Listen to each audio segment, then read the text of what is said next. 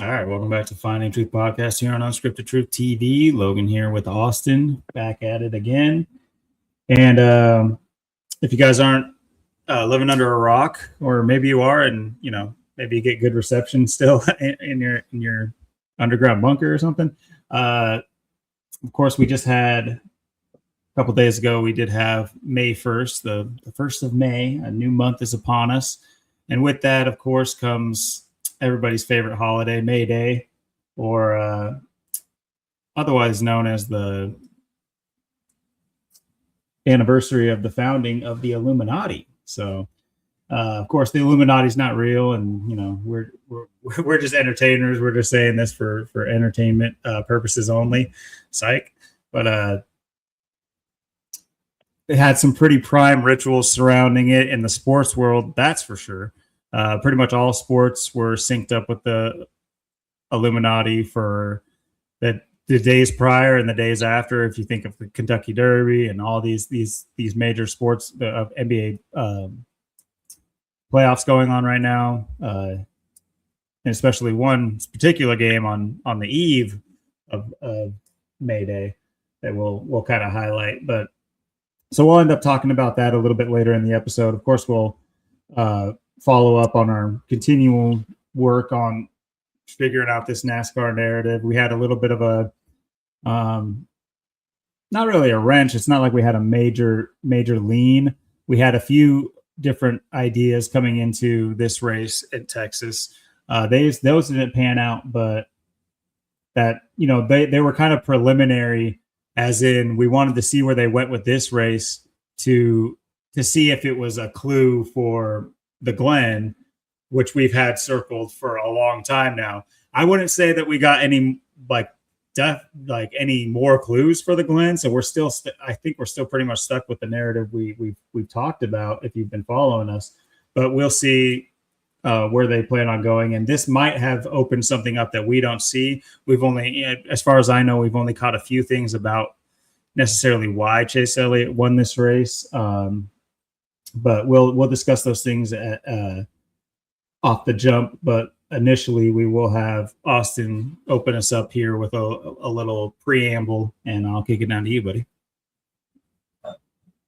Absolutely, yeah. It should be a good show tonight. It seemed like last week went pretty good with the short and sweet strategy. It seemed like it got the views, and I think I seen us go up to 361 subs. And I think we lost the one again. We're down to 360. So someone's like, yeah, I was on, but nah. So, or whether that was AI or a bot or whatever, but yeah, it's interesting for sure. But yeah, it seems to be a working strategy for as long as I guess it's a working strategy. But yeah, very interesting week. Obviously had the birthday on the 29th, the Wednesday. Somehow that just propelled us straight into summer. It seems like we didn't even have a spring. It's like spring was like April 1st to the 28th. We had 4 weeks. And that was pretty much it.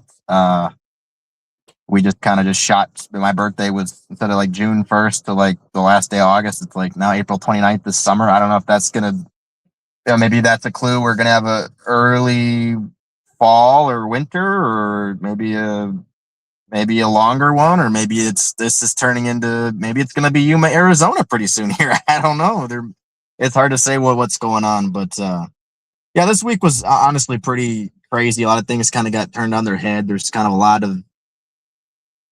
of stuff going on. It kind of seemed to hit like around my birthday. I don't know. It's just a weird week. Had some weird, strange dreams. Went in the store the other day, saw nothing but John Deere, and I've never seen so much John Deere. It was just John Deere this, John Deere that. It was, I'd turn around, it was just multiplying. I've never seen so many multiple sections of John Deere and just stuff just all over the store. So I swear Chad Little was in there, and Chad Little was hanging stuff up. But it was weird. They had little like race car ones, NASCAR one, or what, not NASCAR, but it said like racing, but it literally looked like a NASCAR. And it was like right next to stuff. So I thought I was going to see the John Deere 97 in there, but I'm sure if I go back in there, I'll see it. But it was crazy. My birthday was a really nice day. I just kind of worked, went for a walk and stuff. The next day they were spraying pretty bad. It was like crazy. They had like straight up double lines, spraying like it seemed like 10 feet from each other. And then it kind of cleared out around 5-6 o'clock on the Church of Satan's birthday there. It kind of got nice around 5, but they were spraying pretty bad that day. And then I went to the store, and then I walked into, and it was weird. First thing I see, I go to the right, and I just see that someone coming to me with the Michael Jordan 23. So I'm like, oh well, there's the 23 coming right at me when we're talking and sharing all about the 23, and there was the mockery. And then they straight up they were spraying literally a massive circle right above the store, right above where I was too, like a straight up. It was like they were doing a burnout in the sky, like they just won the race, like they're just straight up perfect circle, perfect ring. I don't know if I've ever seen that before, but it was crazy. This whole week's been just really wild. A lot of things just kind of happen out of the blue, a lot of kind of uncertainty and stuff. I know even my work, I'm supposed to have like classes coming up too, and I don't know if that's happening or not. I got some stuff I got to knock out by the last day of May, so I'm gonna get to that probably tomorrow, start on that. There's a couple videos or something they sent me on the 1st, so I have no idea with them and how they operate, so we'll see what happens with that. And I feel like this could be a lot bigger month than I even realize. I know I'd sent to you too that we might be getting our very first office here too in Centralia, if that is real and that does happen. It's either going to be the first one in America or the first one in the world if it happens. So that's pretty big if that does go through. So we'll see on that. I know right now they're like looking at like taxes and like things like that, and looking at getting things kind of registered. So I don't know if that's early stages of things going public next year. Who knows what's going to happen? I know one of the people that the person I live with, they were helping out on moving stuff on my birthday, and then I was helping them. They're helping last year, and they had stuff and like something blew up in their face. A fire, they had like metal in their face and stuff, and they had to get that removed. And like they were supposedly going homeless too, and they were losing their I guess because their rent went up or whatever, and they have work, but they just can't pay enough. So I guess they're going to be homeless. So it's kind of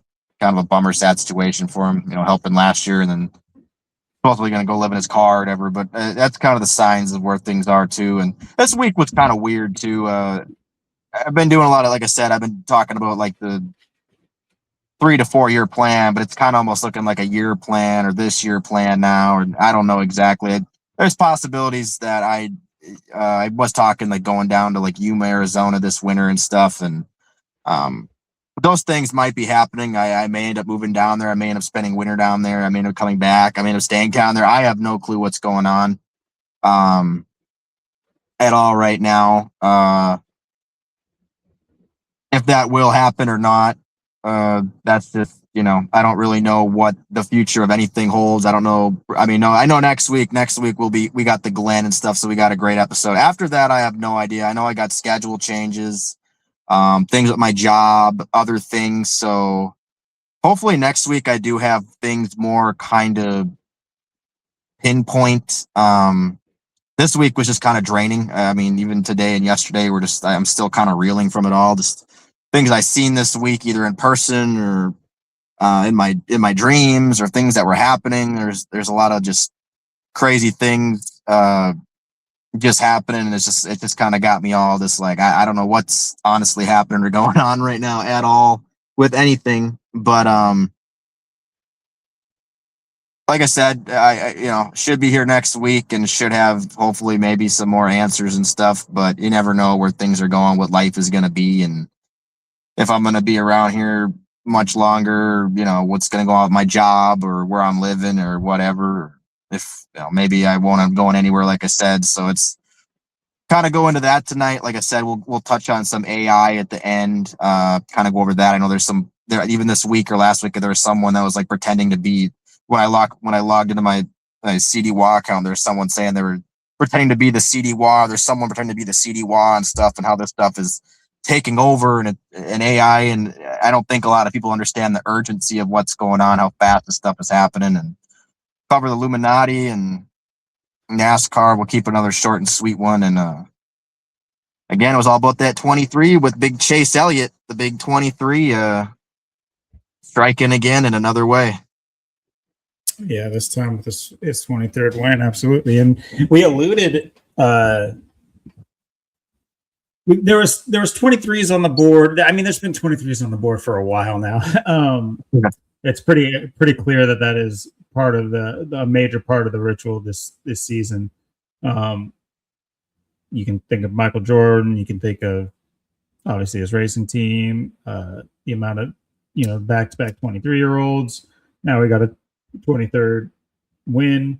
Yep. And another interesting little tidbit in just the small amount of research I did just recently is, let's see what it is.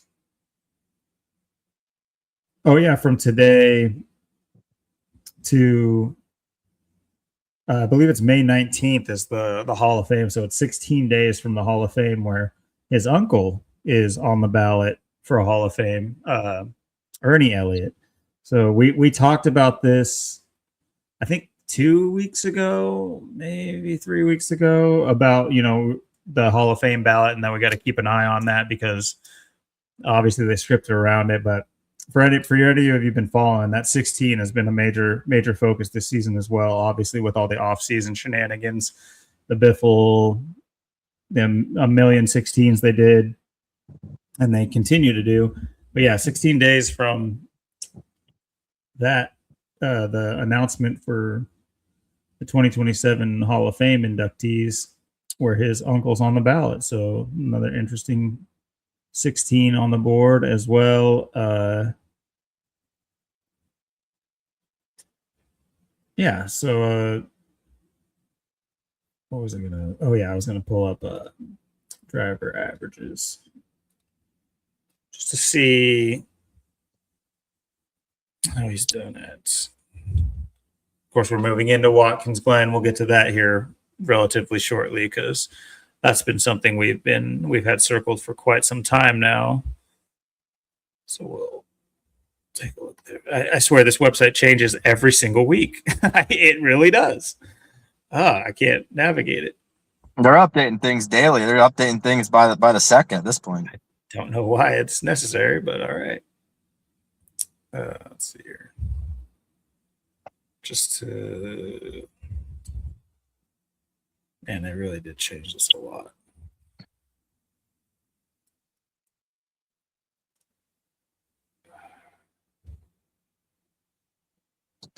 You used to just be able to click on the little thing on the side and it would just...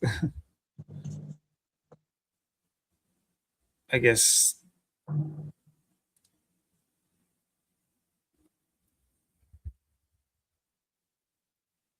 This is not working.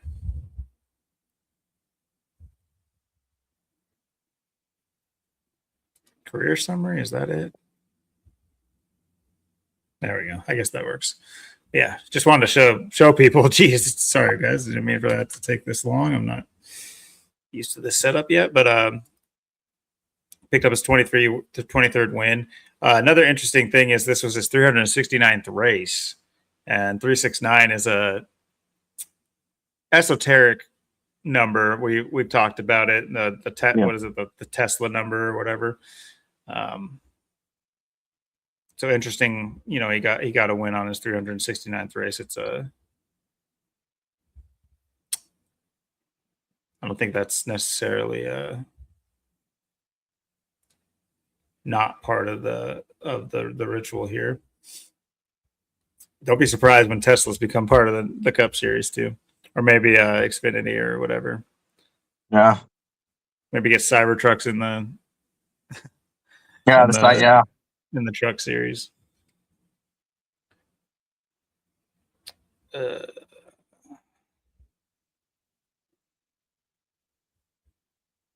here we go.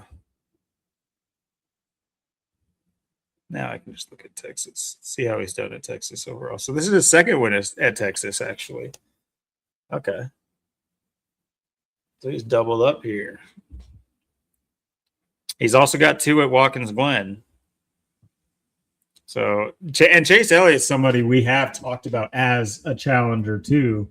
SVG. So of course you have new players emerging, and we'll talk about that. The Reddicks, and obviously Larson is always they've kind of highlighted Larson as a rival, if you will. Last season they did that a couple of times, and then of course Larson won the whole thing. So it's one of those things where they'll pin. You'll be able to, narrative wise, they'll be able to say like a juggernaut, as in Larson being a cup winner going against a near perfect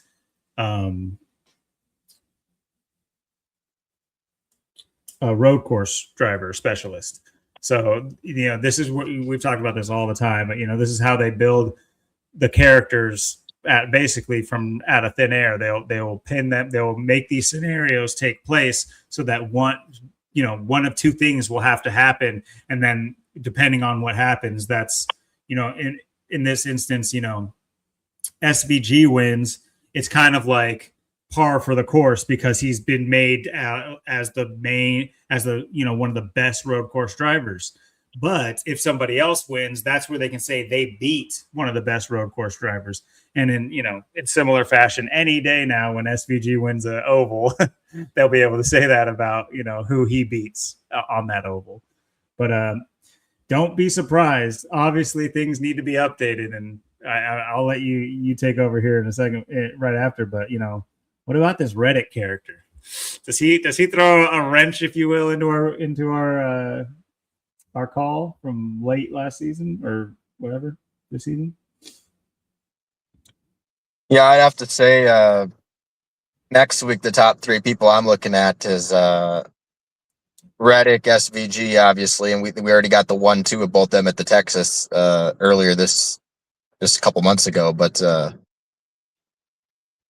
the other person I look at too is also Zilich, because that was his best race of the year. I know he didn't get a great finish, but he got literally wrecked like 4 times, and he still finished like 14th or whatever. And he had like probably the fastest car, and he is driving the 88 where SVG won all the races in last year, and so it is possible that he gets through and he gets his first win. And he does it this season, perhaps. Obviously, the SVG, the 97, the Glen, we've gone over that a million times, and that's why we had this date circled for a long time as well. Not just the streak of Jeff Gordon, but also because of the ongoing narratives and everything else with that Glen middle name. And I mean, but the last race, it was kind of like, okay, interesting to see what they did there and how that. And he had host of our win his first race. Then he comes this race, sits on the pole. So it's like, well, there is a crossover right there. And like I said, it's been all 45, 54 this year. But the other number that's played so much that we've talked about as well has been the 23.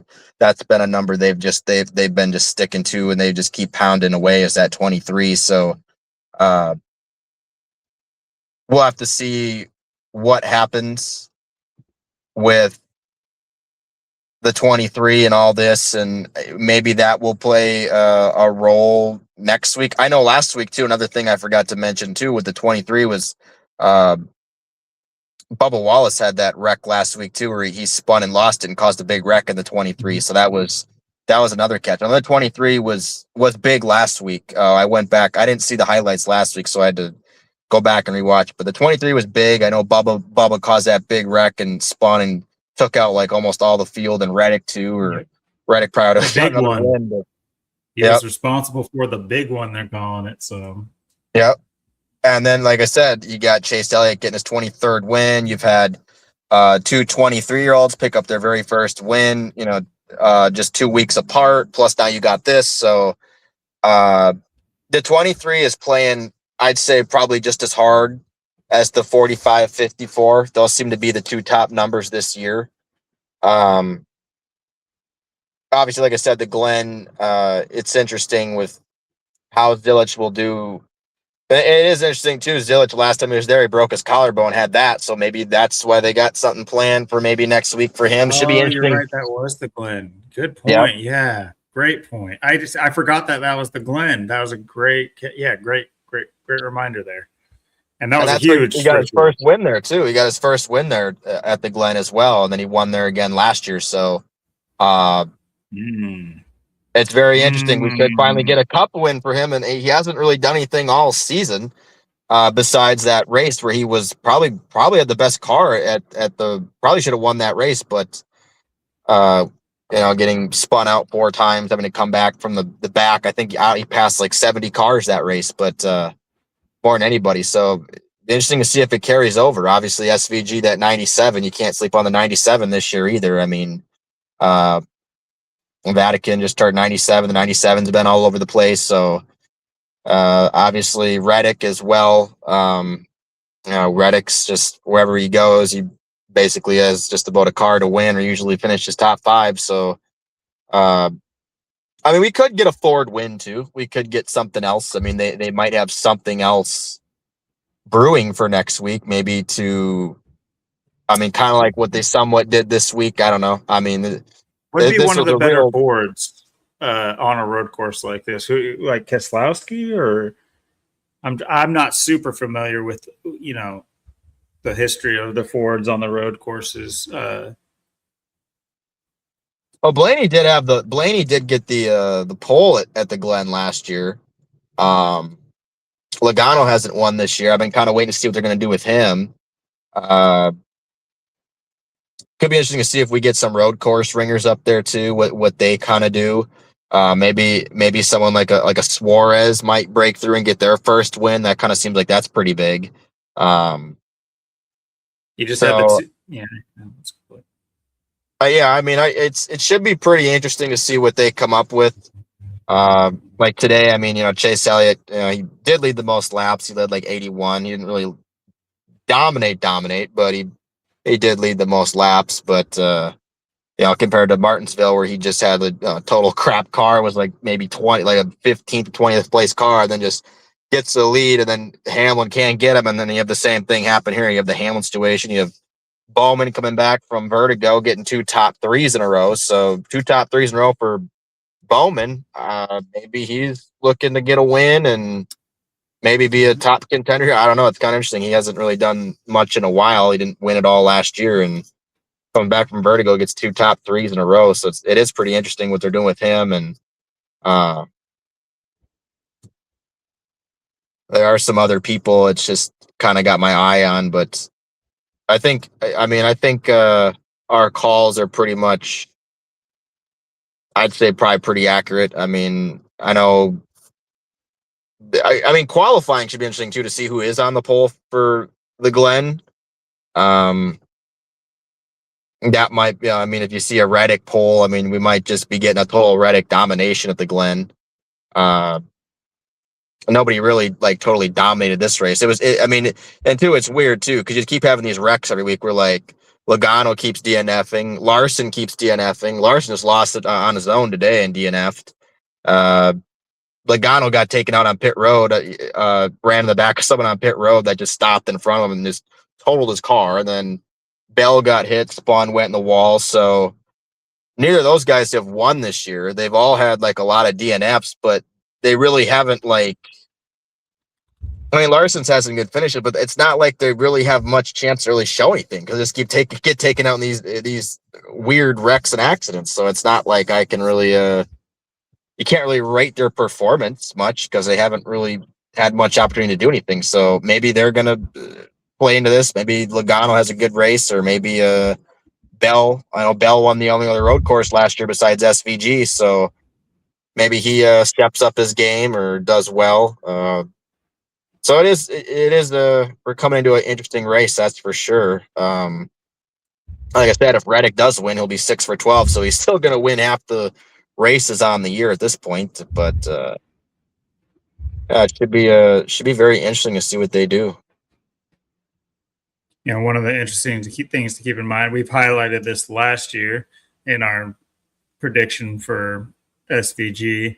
But gold bowling at the Glen does equal 88. Yep. Of course, now we have Zilich in the 88, as you mentioned. So very interesting. I also want to throw out like a quick little point that Larson did win the O'Reilly series in the 88.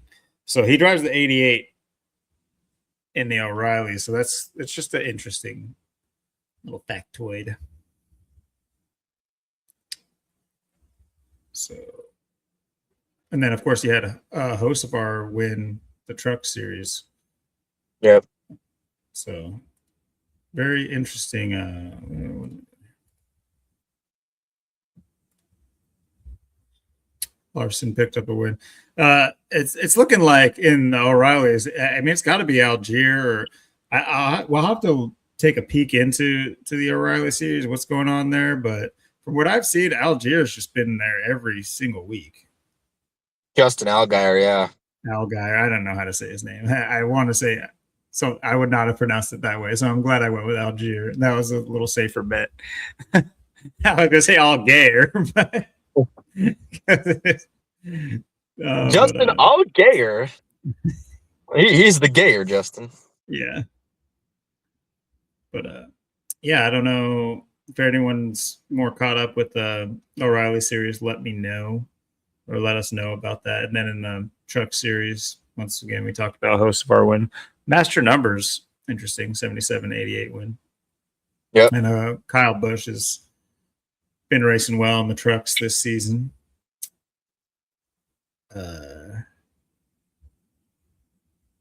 Always got to go check in.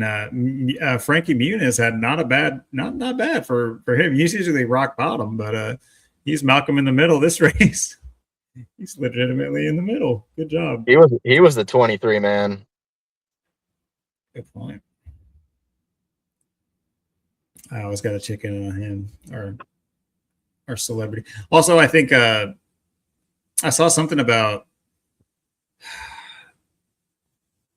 Cletus McFarlane character not being able to race in the Menard series or something like that.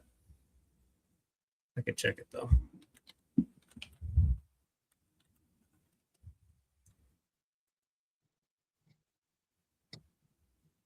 Trevor Huddleston.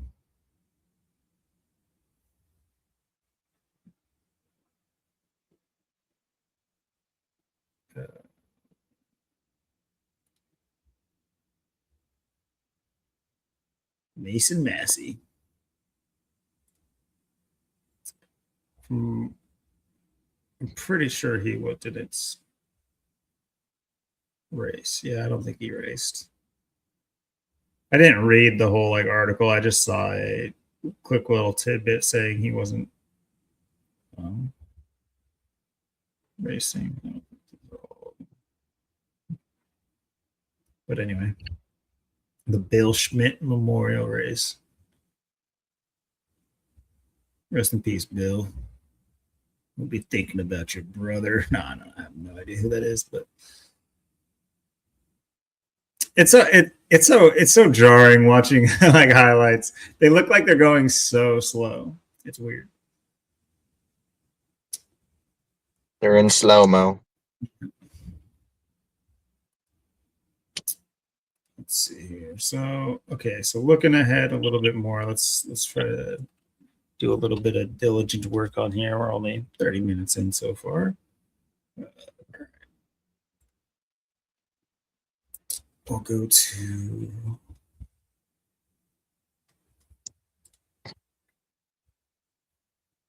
obviously the last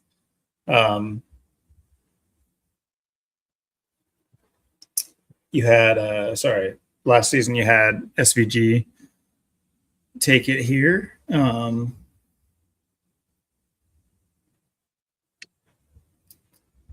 And it wasn't even close either. It was complete total domination.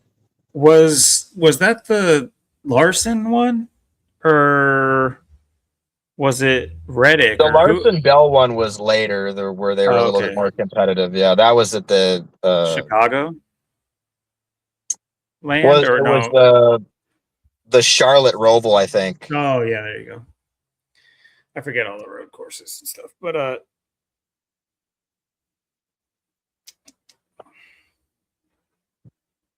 So Bubba does decent on the road too. Road courses.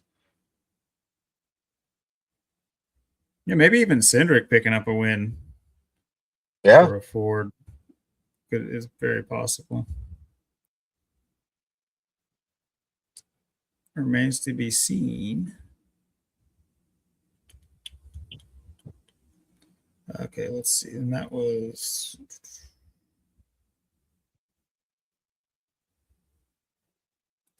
just this.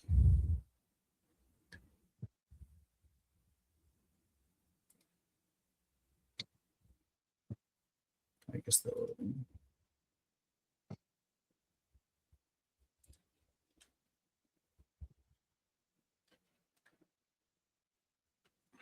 What should we? Oh, here we go. Didn't see the button over there. So August 10th. Okay.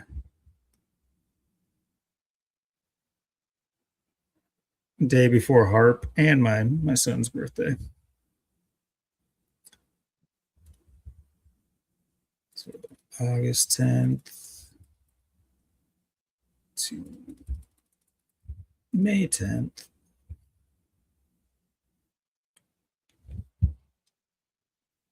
$273 days later. 39 weeks. 39.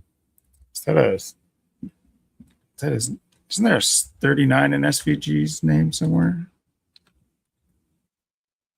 There's the other 88. Is it just the 201 thing? Maybe not. Got that 123 and the 62. Yeah, absolutely. It's the 123rd day of the year today, too. Interesting. Yep.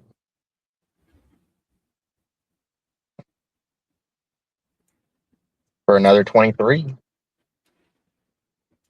9 months exactly, too.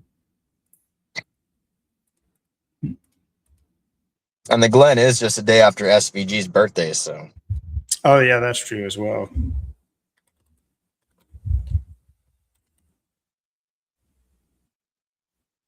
Yeah, May 9th.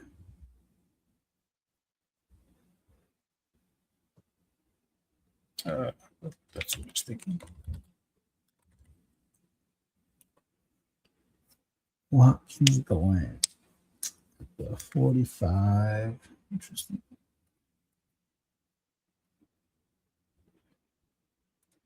That's not a prime, is it?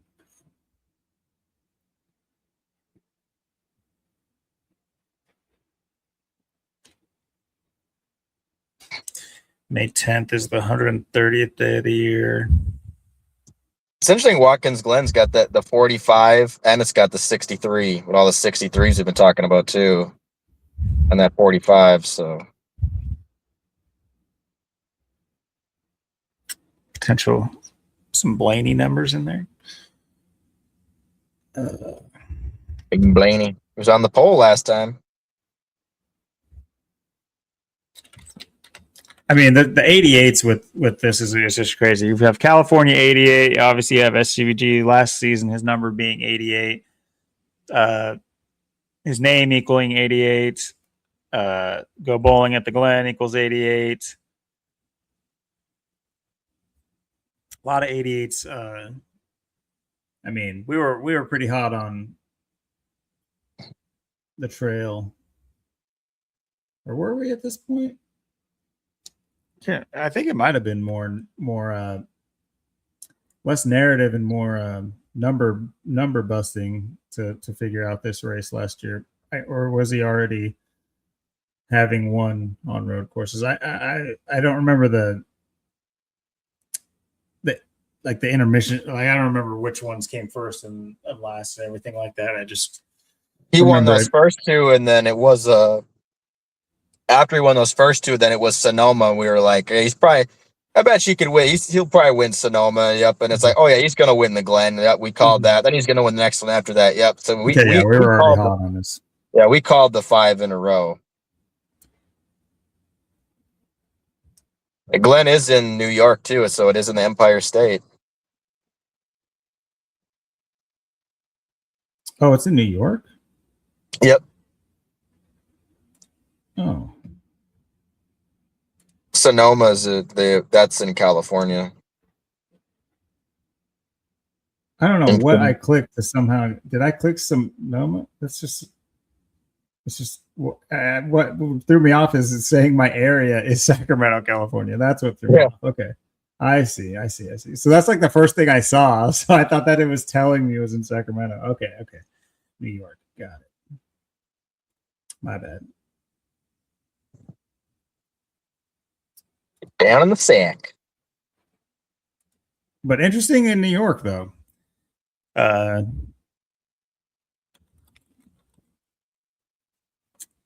There's a 39. That was what I was going to say. Is there's the 39? We were talking about. This is 39 weeks after his victory, his last victory here. So I'd say that's a pretty big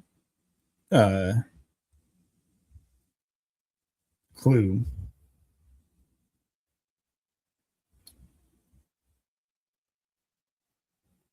I feel like if he wins too, I feel like he's gonna win at least twice this year. That's kind of how I feel. Multi-race season. Yeah, I feel like he'll at least get 2 wins.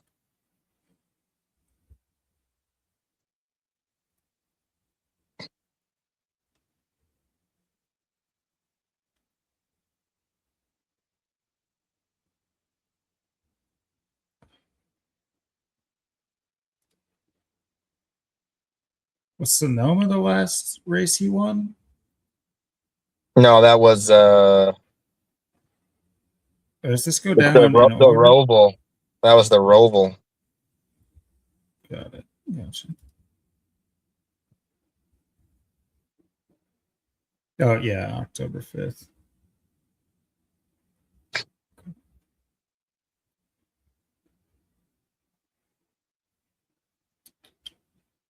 And that's the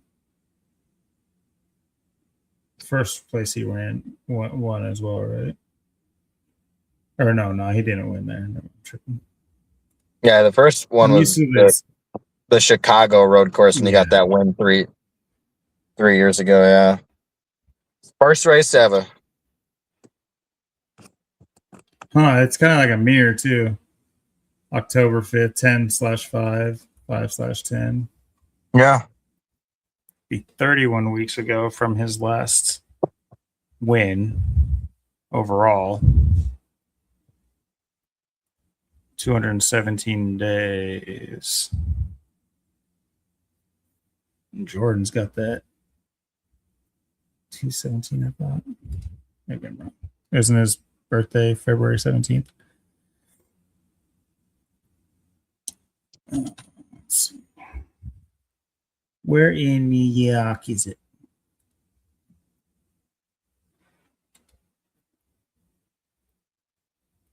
Schuyler County.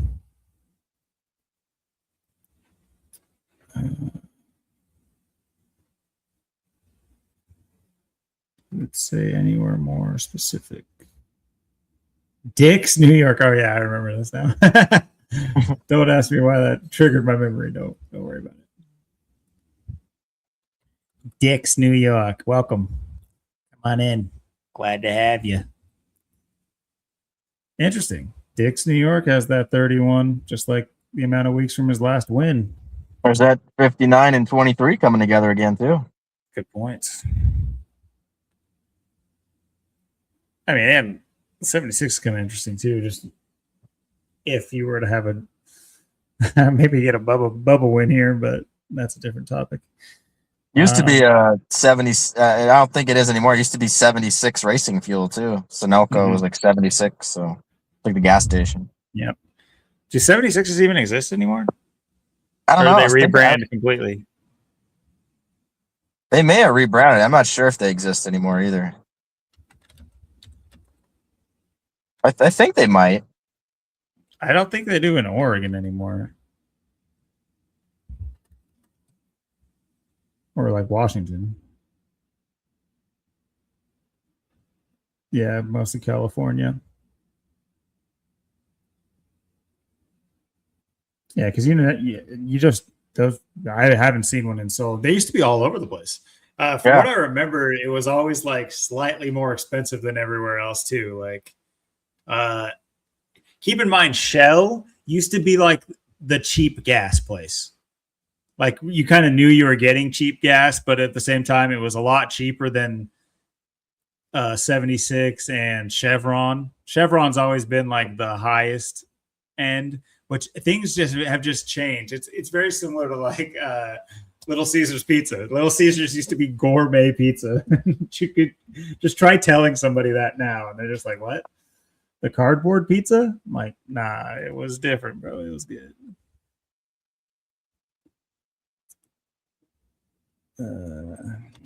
So yeah, that's interesting. The actual city of the races in equals 31 as well. Very, very interesting.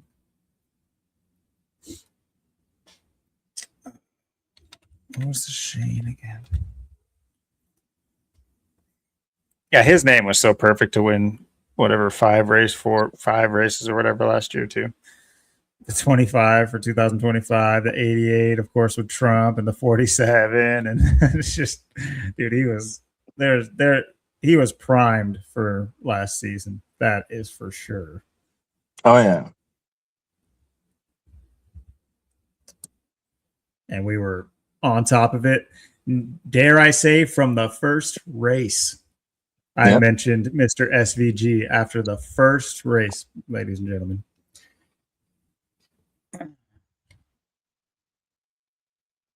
And I'm glad I did. I'm glad I noticed something about it because you were able to fill me in on all the, his whole backstory leading up to that point. Where we're like, it doesn't seem super arbitrary. Why? Like, who is this guy? Well, why is he?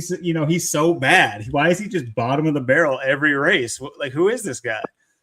And it's just like, boom, road course comes up. We're like, he looks really good to win here. It's kind of weird. Boom, wins. Next one, Lock City. Next one, Lock. That's what. I mean, I wouldn't say they were all locks necessarily. He did dominate some races, but it was still relatively hard to just keep picking a guy who is basically, he hadn't bloomed yet. Nobody expected him to win that many races this season. I don't care if it's a road course or not. He wasn't the specialist he became last season. We saw him. We predicted his character arriving onto the scene. That's what's so crazy about last season. We actually fleshed out and predicted a whole character before they were that character. Like we had an early access to the script or something. That shit was crazy. Yeah, because nobody looked at his first race like, oh yeah, this guy's gonna jump in the car. He's gonna win his first race ever 3 years ago. Like I'd seen that, and I'm just like, and then he could have possibly won, 2 years ago, but yeah, I mean everything got fulfilled last year with him getting that 88, and that's why he's got to be in the 97 now, and Zilic's got to be in the 88 because there's reasons for all this. Yeah, just another thing that we've asked you guys to question. And I'm sure they have some narrative for why Trackhouse went with the swap for Zilich in the Cup Series, but it's still like we've just discussed it briefly, and it really doesn't make sense from a branding standpoint. And I mean, that's actually ridiculous if you think about it. Any kind of like merch sales from his standout season is just pretty much, it's not, I know NASCAR is different. I know you can wear things from different eras. I get that. But wearing things from the very next season, that is, you're showing up to the track. How many people are going to be like, oh yeah, Zilich fan, in the future, they're all, oh yeah, I love Zilich. It's like, oh no, this is the SVG jersey or shirt from 2025. Like, oh yeah, okay. It's just, it just seems weird to like have a branding for what I know these numbers on the cars, that is how they do it, but not everybody has a, standout season and changes number the very next season. We'd have to look into that, how many times that's happened, but it does seem like something that is, I could understand like a change of team or something of that nature, but to stay on the same team and have your number stripped, obviously there's a ritual behind it that we have been exposing, and you have done like a crazy digging on this ritual with the Chad Little stuff, and we hope that you guys are up to snuff with it, because it's very revealing. But yeah, I don't know if the John Deeres are taking over your area, if you're just seeing John Deere more than ever, but I known from the 90s, early 2000s how big it used to be, but I've never seen it branded like it is now. It's not, I mean, I walk in the store, I mean, they got John Deere here, John Deere there. Everywhere you turn, it's got John Deere stuff all over it, John Deere merchandise all over the place. I mean, I've never seen multiple sections of areas just draped with John Deere stuff, all kind of stuff, just everything you can imagine. Just everywhere I go, I see it, and it's taken over. I mean, I see kids at trampoline park; they're wearing John Deere stuff. It's ridiculous. I mean, it's an epidemic at this point. It's a pandemic. I do have my my lawnmower. I sent you a picture after all the stuff you were sending me. I was like, dude, as I'm like getting over, like you sent me that right before I was like headed out to mow my lawn, hop on my John Deere. So I sent you a picture of me on it. But yep. That's what I use when I go to Steve's too. He's got a Pushmore John Deere, and then he's got a Rider John Deere. He uses his Rider John Deere, and I go use his Pushmore. So nothing but deer. I was there last weekend, and he had to start it up, and then it was turning. I'm like, oh, it's gonna start, it's gonna go. And then he gave it like a cranks for a few minutes, and there it finally started up. I'm like, there it is. There it was coming through. I knew it. I knew it had to start. There's no way it wasn't gonna, because nothing runs like a deer. So let's take a look. See poo at. Of course, we had Reddick and who'd you have clocked for your third check? It was Reddick, Gisbergen, and Village. Zillich. That's right. Sorry. He's someone I'm not necessarily familiar with his states and stuff. Yeah. Oh, I did want to point out too that Zillich did, he finished above SVG at Texas, and he qualified pretty well too. He qualified pretty well, and he raced pretty decent. So this was one of his better races. So that could be a very big indicator right there.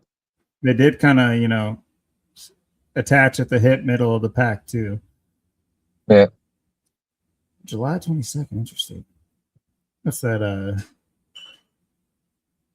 722. That's that pi number. Wonder if they'll use him in that way in the future.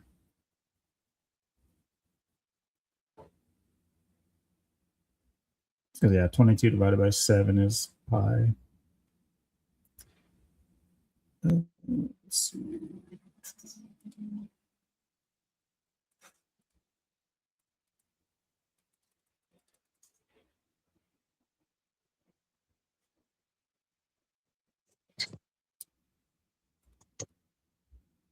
$192 days.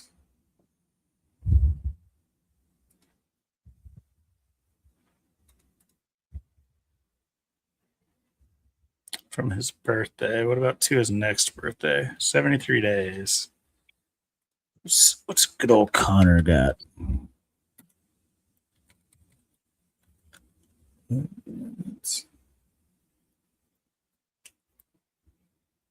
Interesting. 7569. What's his full name? Jackson.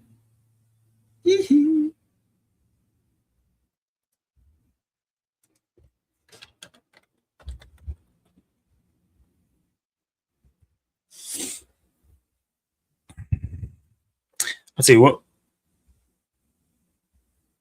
Oh yeah, this next race is going to be the 12th race of the season, so I think it's his first win in his 12th race.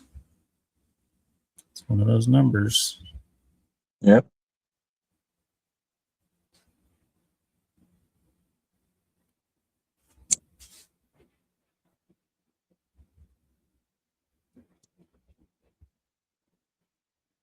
About just his surname.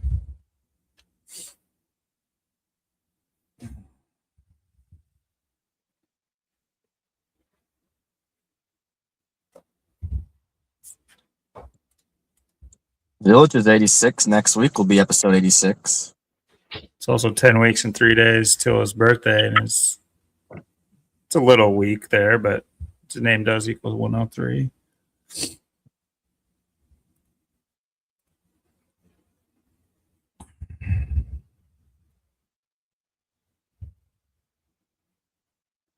His birthday's on the 203rd day of the year. Interesting. And how old is our boy? He's 19.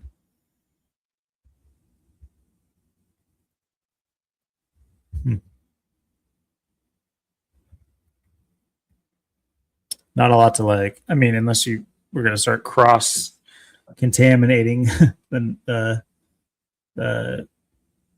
decodes and looking at past O'Reilly's wins or past Xfinity wins to Cup Series wins, which don't think I'm going to do, but not saying they don't do that.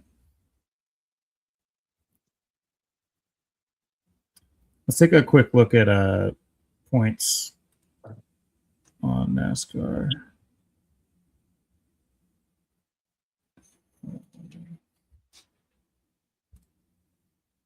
Hey, look, they have the hot bar back. Unless they just take it away sometimes for I have no idea reason. Oh, look at Reddick's led 201 laps. Nice.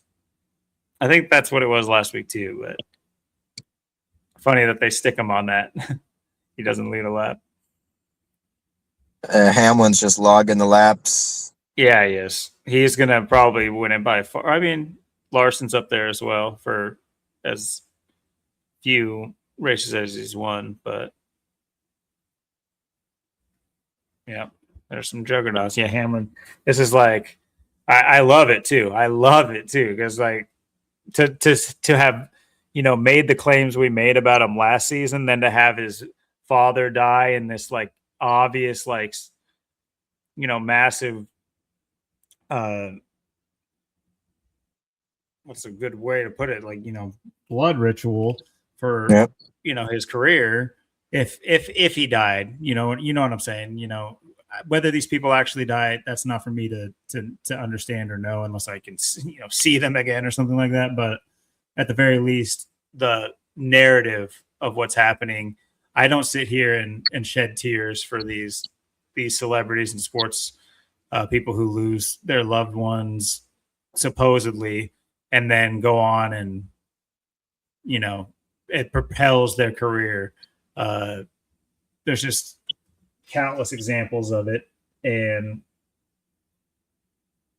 it wouldn't just be beneficial. I'm not sitting here going to say that necessarily Dennis Hamlin was connected or he did, he just faked his death or whatever.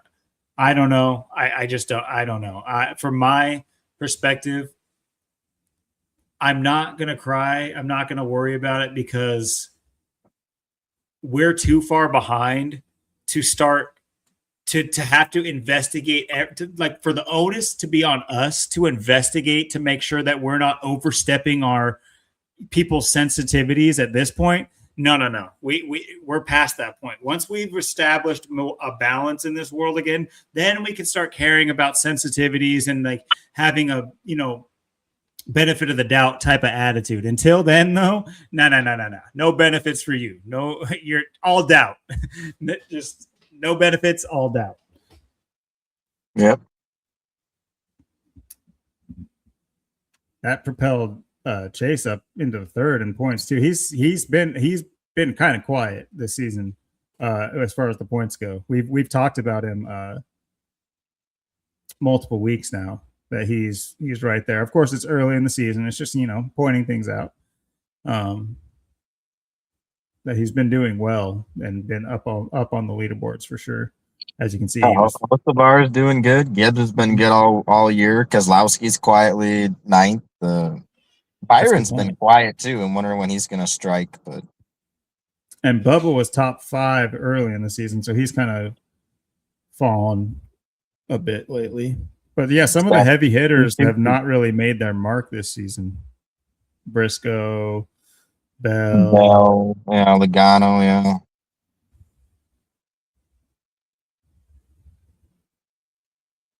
Yeah, it's kind of mentioned weird because, like I said, you kind of have the same people that are like DNFing every week, but then you got other people. It's like they're DNFing or they're doing well in the races, and like Larson being 8th in points. He's led like the second most laps, but he said how many DNFs and like how many last place finishes. So it's like if he doesn't do well, he DNFs pretty much. So just no tied with Denny consistency. for stage points too. So we'll see. Now with this new format, we'll see if just how much.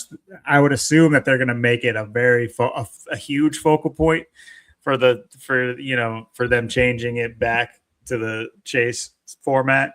They're going to make it count. They're not just going to have it fizzle away and say, "Oh, it was kind of pointless to do." Not pointless, but it wasn't very impactful.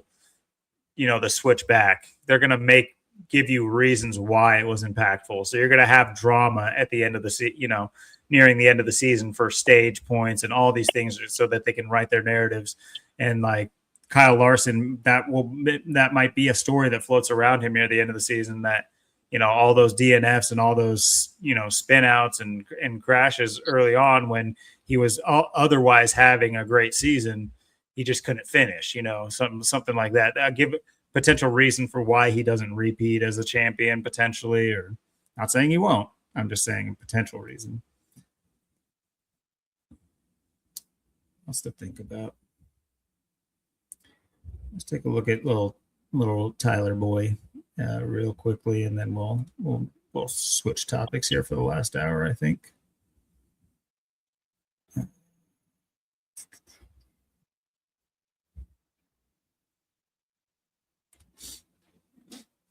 Mr. Red Dick.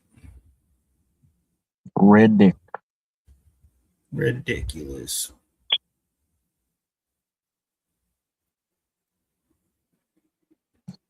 Five races, 4 top 10. So he's 4 out of 5 top 10s.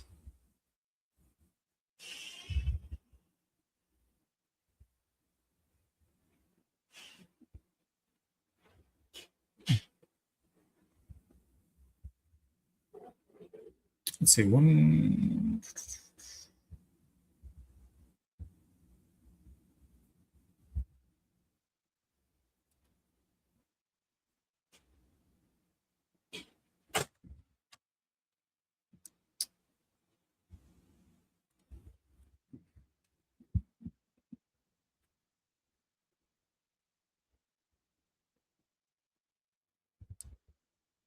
Okay, Kansas. So April 19th. That's right.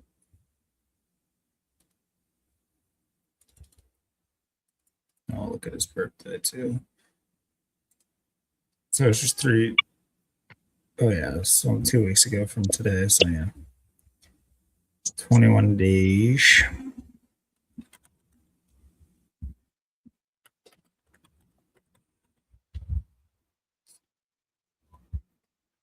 It's those middle. It's midi in there. Interesting. He has the 90. I think we highlighted that when we were talking about Reddick also being a potential front runner for the Glen as well. Just that 97 looming there in his full name. I know we talked about that early on in the season. Funny that he's obviously become the best driver of the season so far. Oh yeah, it's just his surname. There's those 45, 54, very much like Blaney. Yep.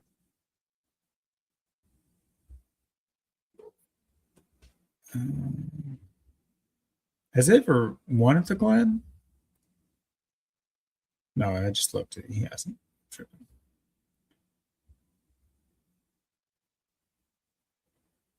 Okay. Get lost in the sauce here.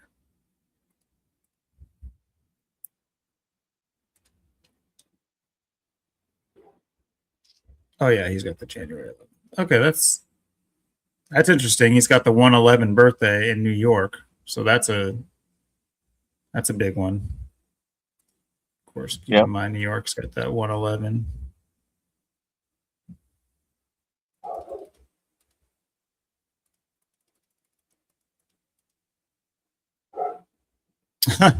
119 days from the race. In New York, huh? Ooh. Ouch. That's a number that rings true for or in New York, I would assume. 17 weeks, like, you know, masonry.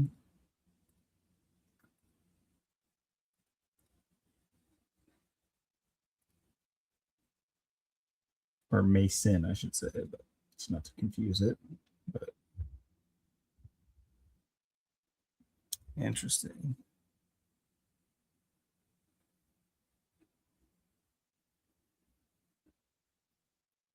How old is he? He's 30. Okay. Heading into Dick's. Does anyone drive for? Does anyone have a Dick's sponsorship? Sporting goods? Not that I know of.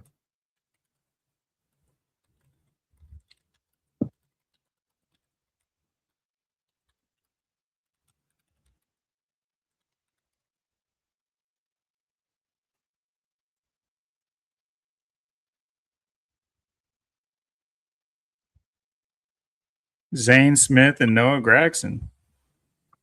Huh. Zane, maybe you get Zane in the conversation.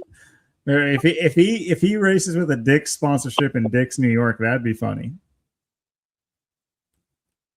That might be something we could check as well. Zane. Or wait, bringing their dicks to Dick's. Yeah. Something you always got to be wary of. It didn't do bad either. Gregson, I think Gregson and Smith were actually like top 5 and for a little bit when I peeked in. I did not catch that much of the race. I've been really busy like building a add-on to a shed and like on the fly. I'm no carpenter or anything, but it's been fun learning as I go. And the product is actually pretty nice. I should be taking pictures and stuff to like post on it and about it, but I always forget. Don't bother. I know. I worked. Yeah. No one will know what goes on inside. Okay, let's take a Zane Smith sponsors.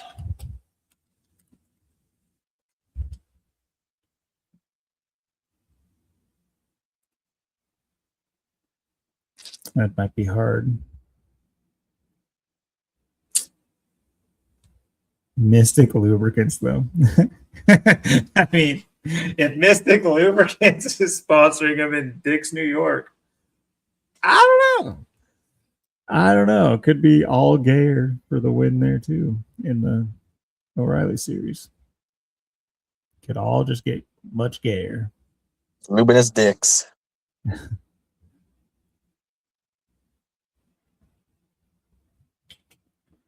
All right. Well, I'll drop that narrative necessarily, but interesting if we spot Zane Smith up at the front at this time next week, or maybe not this time next week, but next week, we'll know what they were doing there.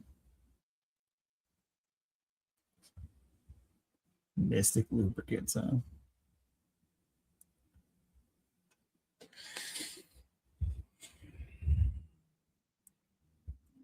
Yeah. So yeah, there's a couple just for the 2 drivers that we mainly looked at. A lot of glaring date numerology and for SVG from his last win and his last race at the Glen, and then similarly with Tyler Reddick as well as his 111 birthday in New York. Best believe, I'm sure Jordan's traveling to New York. Speaking of New York, that is, where they did just have a major ritual on the Church of Satan's birthday and the Illuminati Eve with the Knicks beating the Hawks by 51 points, which is second most in NBA history. The Hornets lost by 58 in a game, in a playoff game. Just like, it doesn't even make sense. And one thing I will say is I've been watching the highlights just for, I will say fun, but not like the entertaining kind of fun because I'm like enjoying myself. But it's so funny watching the rig in real time. Of course, I'm watching just highlights, so it's condensed versions. I'm not watching the whole game. I bet you'd see a ton if you watched a live game. I haven't watched a live game in years and years and years. Not saying going to the game, but I mean like watching a game in its entirety, the whole broadcast. Because I know they give away a lot of stuff during the broadcast that you know, it's a full-time job to sit there and like from the outside looking in, have to keep up with all their shenanigans. They're just sitting there playing. They all have the rule book and they're playing a game. We don't have the rule book.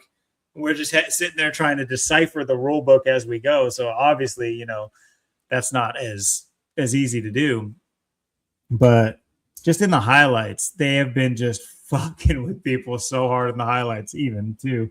But one thing for sure, if anyone follows the NBA, just we'll do a drinking contest. And you have to take a shot every time they say basketball is a game of runs. They've been saying that all playoffs long, just over and over. And they've just recently started including like the halftime interviews in the highlight package. Normally they didn't do that, but now they do that during the playoffs. And every single interview says, it's a game of runs, you know, we just got to, and then just gives the, you know, fake spiel that I could do that so easy. Pick a sport and I could pretend as if I was participating in that sport, in that team, with that team, or in that league, because it's just cookie cutter answers. Oh, you know, we got to tighten up the defense. You know, coach has been on us all season about this. You know, we had a team meeting at this so-and-so's house, and, you know, really opened up our eyes to, you know, to what we need to do to get into a position to, you know, to win this game and to win this series. And that's what we plan on doing. So yeah, thank you. And then, oh, thank you so much. And it's just cookie cutter, retarded responses. They say the same thing in different ways. Obvious acting. But yeah, besides that, just the fuckery, they've, you know, this whole playoffs is just, you know, teams going up 20 points and losing by 20. It's just like 40-point swings in the playoffs. And I was telling you on the lead up, you know, you have a game like Orlando versus the Pistons, the Magic versus the Pistons, and the Pistons mustered 30 points in the first half. They were down by like 22, 24 points, something like that. And then they come back and stomp the Magic by like 20 points.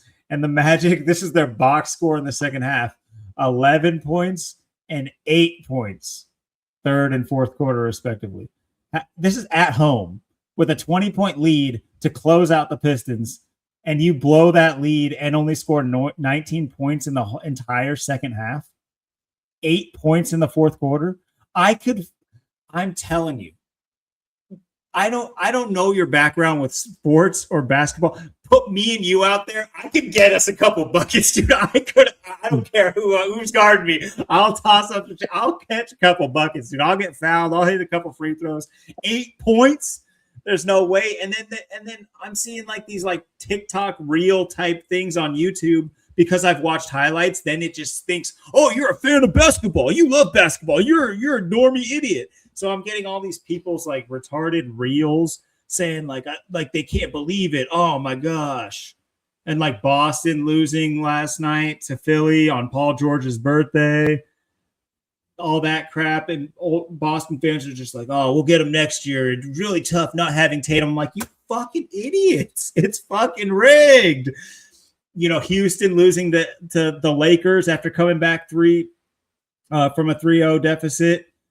And then just sitting Kevin Durant. I don't care what injury. He's like a sore knee. You're going to sit Kevin Durant with a sore knee for 2 games on elimination games? What's the point of you being a basketball player? What's the fucking point?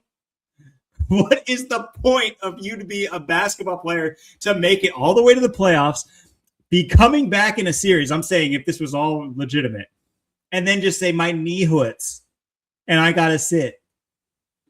And then, of course, the Wembanyama concussion protocol, where he like purposely bounces his head off of the court and gets put into concussion protocol, which gave this what this was for the Blazers was consolation prizes. We talk about it all the time. They love giving them to the Pacific Northwest teams, the Mariners, the Seahawks. Of course, can't say too much about the Seahawks. Now they've won a couple and been to 3 Super Bowls and won a couple now. But for the most part, for the most of their existence, they've been getting consolation prize after consolation prize. We talked about the divisional losing out to the Rams to make it to the playoffs a couple years ago or a few years ago due to a college rule technicality. It's just like they're just making shit up to leave them out of the playoffs. But like Geno Smith got his bonus anyway. So it's like, yeah, okay, great day to be a Seahawks fan. Geno Smith got his bonus. And it's just like stupid shit like that. And then, of course, this season, you had Damian Lillard win the 3-point contest when he's been injured for a year and a half with a torn Achilles. But he's out there and can still, so you have all these things that's like, we're getting Damian Lillard back next year. We're going to have all our key players, all these young players.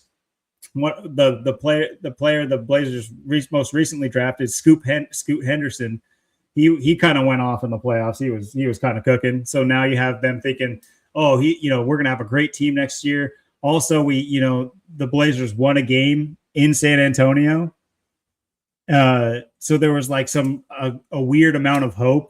And then, of course, they come back to Portland and they're up by 17 at the half. And people are thinking, oh, yeah, Blazers are a great team. They get cooked. They lose by like 20. It's like a 37-point swing. And they lose. It's just like, what the fuck, guys? This is so stupid. And, it's a ridiculous playoff so far. I don't know how anybody's following this thinking it's just like legitimate. Retarded through and through.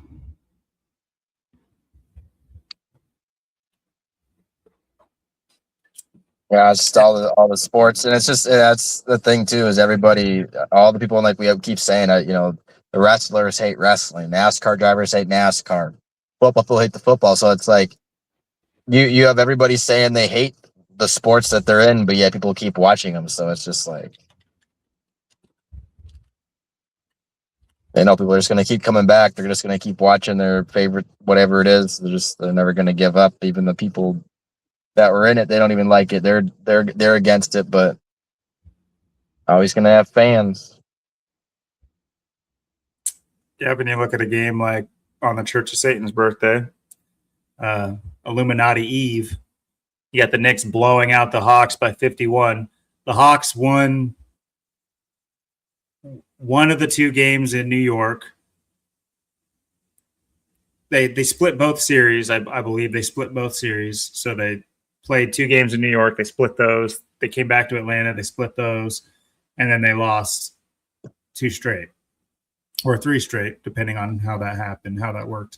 But either way, the Hawks were capable of beating the Knicks. I'm just playing devil's advocate. I'm pretending like this is straight up. You're a fan, and we're just talking about it. And this is how retarded you have to be to think that somehow your team can then there's no change. It's not like your starters all got injured or there's some major difference or like the Knicks somehow got better in some way. It's the same 5 versus the same 5.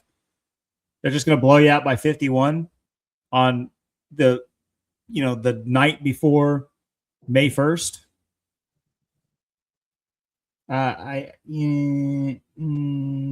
not buying that. The idea that people would think this is not a ritual. And then you add to the point that the Church of Satan, was it founded in New York? I know they have headquarters in San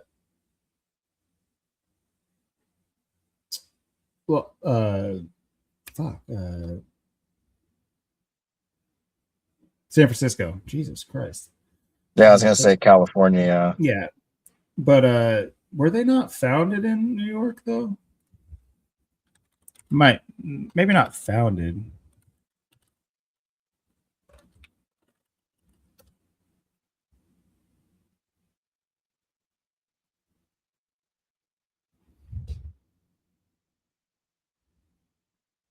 There's something major to do with New York. I'm almost 100% positive. I need to go back and watch that video Zach put out. I have been super busy, so I haven't been catching as many Zach streams on these to get the legitimate numbers and stuff like that. But from my remembering, I think New York played a pivotal role in the Church of Satan. But one thing it does play a pivotal role in is the Illuminati. And I pulled this up as a joke, but apparently you can just, if you guys are interested, go to IlluminatiLodgeofNewYork.net/membership, and it's just that easy, guys. This is like newsletter. This is basically as easy as signing up for a newsletter. Maybe you get coupons for Illuminati merch or something like that. But easy as this to sign up for the Illuminati, and this is their website for the Illuminati Lodge of New York. And so for all those dumbos out there that think this is, it is stupid. It's like, I wish I could be so naive to think that I can be naive to understand that it's stupid and it's guys dressing up in order to play a role that has more, that affords them power that they could never get as an ordinary citizen. I understand that that's, that it's like a form of magic, but the magic doesn't exist if we don't let them do it. It's that's what's so frustrating about it is real. It's fake power, and it's fake. It translates into real power because the people don't put up any resistance. Yep. That's the only thing about it. That's really the only thing about it. But really what it is, it's these characters, they all hold each other up, and they, think about the Jesuit order from their inception. They've been a relatively small order. Of course, they're a much larger order now, but it's a structured order. But this stuff kind of shit is possible. Secret societies can be forged and made and become powerful. Of course, powerful never translates to, oh, let's make a secret society to uplift the needy. That doesn't exist. That, it somehow always translates into making, enriching the lives of the already enriched, but whatever. Yep. But it's possible. It's not saying that like it takes a certain amount of reach and it takes a certain amount of leverage against other people. And that's really the game, is leverage against other people. And then those people leverage their leverage they have on citizenry. And that comes from like, business owners and franchisees and stuff like that. They leverage their power over you in order to give their friends benefits off of what they have, and they get benefits off of what they have, and so on and so forth. And they keep those vows and sanctities, and they keep those things. Most people can't keep a 5-day regimen. Most citizens can't keep a 5-day regimen, let alone a year-long vow of doing the same, keeping the same routine, maybe not necessarily exactly a routine, but like the same promise, decade on, decade out to your brothers in order to forge this powerful group. If it doesn't take money and the want for power to do this. Nobody does this. It's not like you have to sit there and model your life after these Templars and Illuminati and Jesuit order and things like that. But you could learn from them. There is something to be learned. What they do is what we should be doing, not for the work, not for the enrichment of ourselves only, but as for the enrichment of a community. That's still the core thing that we should be doing. Outreach, working with each other, keeping our vows to each other, not like betraying each other, things like that. It's like, look around in your neighborhood. That doesn't exist. And then you'll understand why we can't formulate against these fucking losers. That's why we're losing to these guys. These guys, candleheads. That's why we're fucking losing to candleheads. Yeah, and the frustrating part about it, and you hit it all, you said it all 100% perfect, and you hit every nail on the head, and that's exactly what it is, and we talk about all the time. I mean, there's more of us than there are of them, but it's just the fact that there's small groups all work together, and they're all tight knit, but yet all of us, billions of us, and the very small amount of them, but yet billions of us can't seem to come together, work together, do nothing, get anything going. Uh, so they just keep steamrolling you and ruling over you. And like you said, I mean, the Illuminati pyramid is right there on your dollar bill, but they'll never teach you that in school. Never tell you that. They won't even bring it up to you. They'll teach you how to count money and how to count, and oh, here's a dollar bill, but they won't explain any of it to you. So that's just the thing. I mean, these people, yeah, everything these people do, we should be doing. We should be living like them. We should be working together like them, building like them, to create a better world. And if people do get, up there, they do things, or I mean, people just get cut off. They get chopped off. It's like, oh, you wanna make a water car? No, you're not. You wanna enhance, advance society? No, you're not. You got these good things going for you. No, you don't. It's like anything you try and do anyway. Uh, but I do look at it to the point where uh they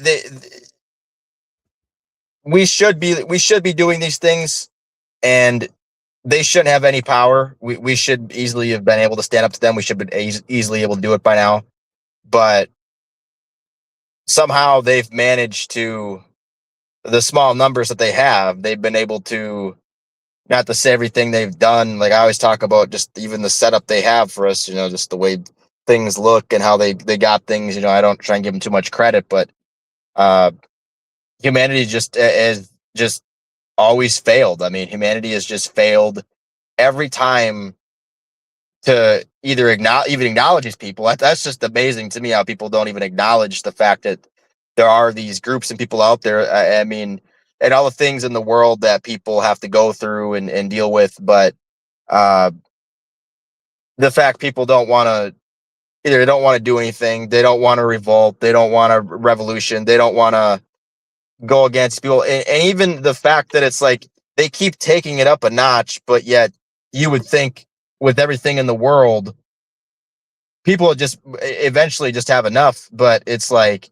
yeah, people are to that point, but they still have no idea where to point the finger. They still have no idea. Like, people are down and out. They're just dropping out of society. People are beat up. They're beat down.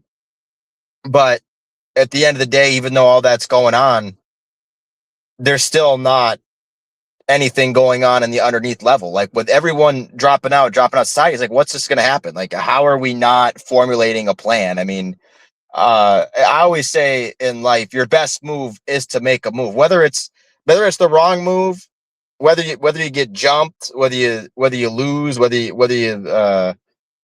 fall flat on your face, or you get scammed, or whatever. I mean, your best move is always to make a move. It's like, even if you know you're not going to win, or you're going to die, or it's not going to pay off, what is doing nothing gonna do for you at the end of the day? I mean, just make a move. If people just made a move, this would all be over. But somehow people just, they want this to continue. Like we say all the time too.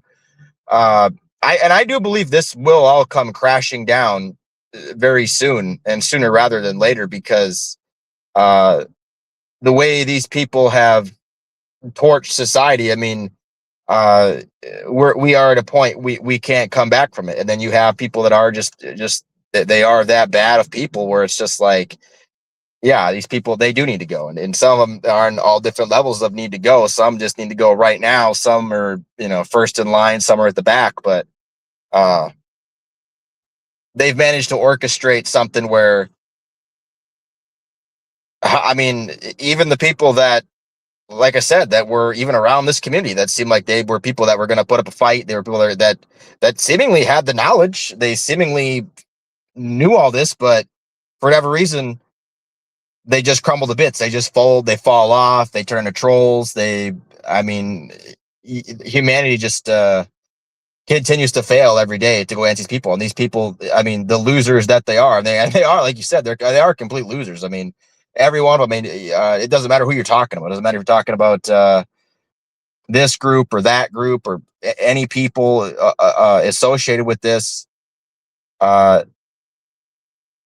It's just embarrassing. It's awful. It's a terrible thing because, like you said, I always felt too, like in the 90s, early 2000s, like there was like some level of pride, like there was that fighting spirit more so. And even like I said a decade ago, I knew how bad things were, but I always thought at least we would go out with a fight and we wouldn't go out, we wouldn't go down like this. At least we'd put up, we'd put up a fight, but humanity hasn't even managed to do that. And I do believe we are at the end stages of things. I do think things are getting ready to come down sooner than later. There's too many people at the bottom, too many people struggling. There's too many people that just get the rug pulled off out of them from every day. I mean, whether it's their job or their business or money or whatever situation they're in. There's so many people that are exhausted, that are tired, that are tapped out, that don't have really anything left to give. I mean, and we're not there yet ourselves, but we are still scrambling for the bits because we don't know how much time we got. We don't know what's coming next. We got to keep making moves. We got to keep, the problem is you have to, in this world, you can never put all your eggs in one basket. You got to have your eggs spread all over the place. You got to have things here and everywhere. But even though you do that, it may not be any good. I mean, I'm not going to tell you that with the way these people got it, it very well doesn't matter how many guns we have, how much ammo we have, how much this we have, how much silver, how much gold, how much cash, how much crypto, Bitcoin, any ways to make money, anything that's worth anything, different ways to get it. Like I always say, the preppers, all the prepping. What is that doing when it's just one person out by themselves, just waiting to take on whatever? I mean, what even is that? We need people to organize, come together, build, help each other out, network. There's none of that in society. There's just none of it. I mean, the only thing you're going to get, you might get some people working together online to make money, either through networks or systems or using things coming up, AI or whatever. But other than that, especially like even with our community, like Zach and stuff too, I know he's on a different schedule himself. He's not knowing if he's going to be doing live streams much anymore, or different times or whatever. But I know he's, pretty much at ends with it.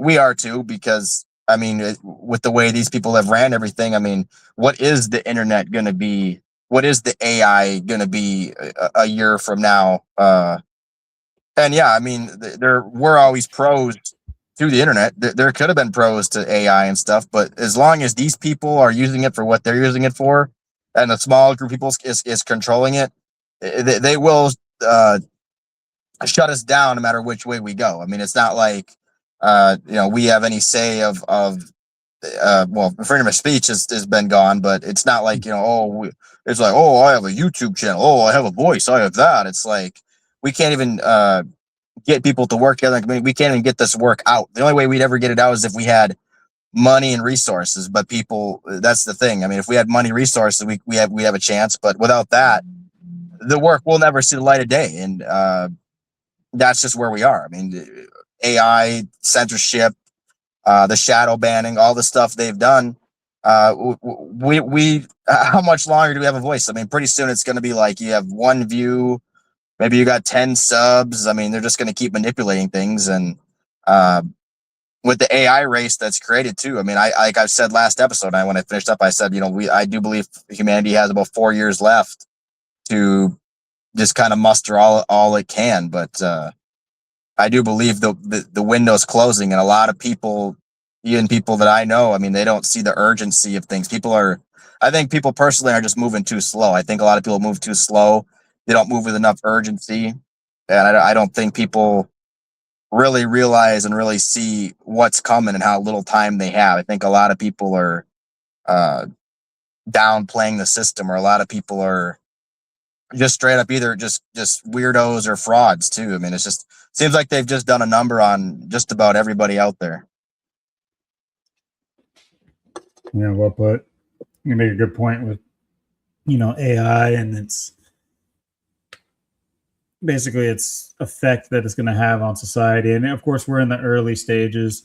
And there's that old adage that, the military industrial complex and the ones that rule the world are 50 or more years ahead and more advanced with the technology. And it makes complete sense. It's like, what are they using to make our inferior technology? It's not inferior technology. It's something superior. So you're always going to be ahead of the standard that we're at on the bottom. But what's interesting about it is we were talking about it a little bit in the lead up about AI and where it's going, and you kind of led into it right there as well. How these things are going to be.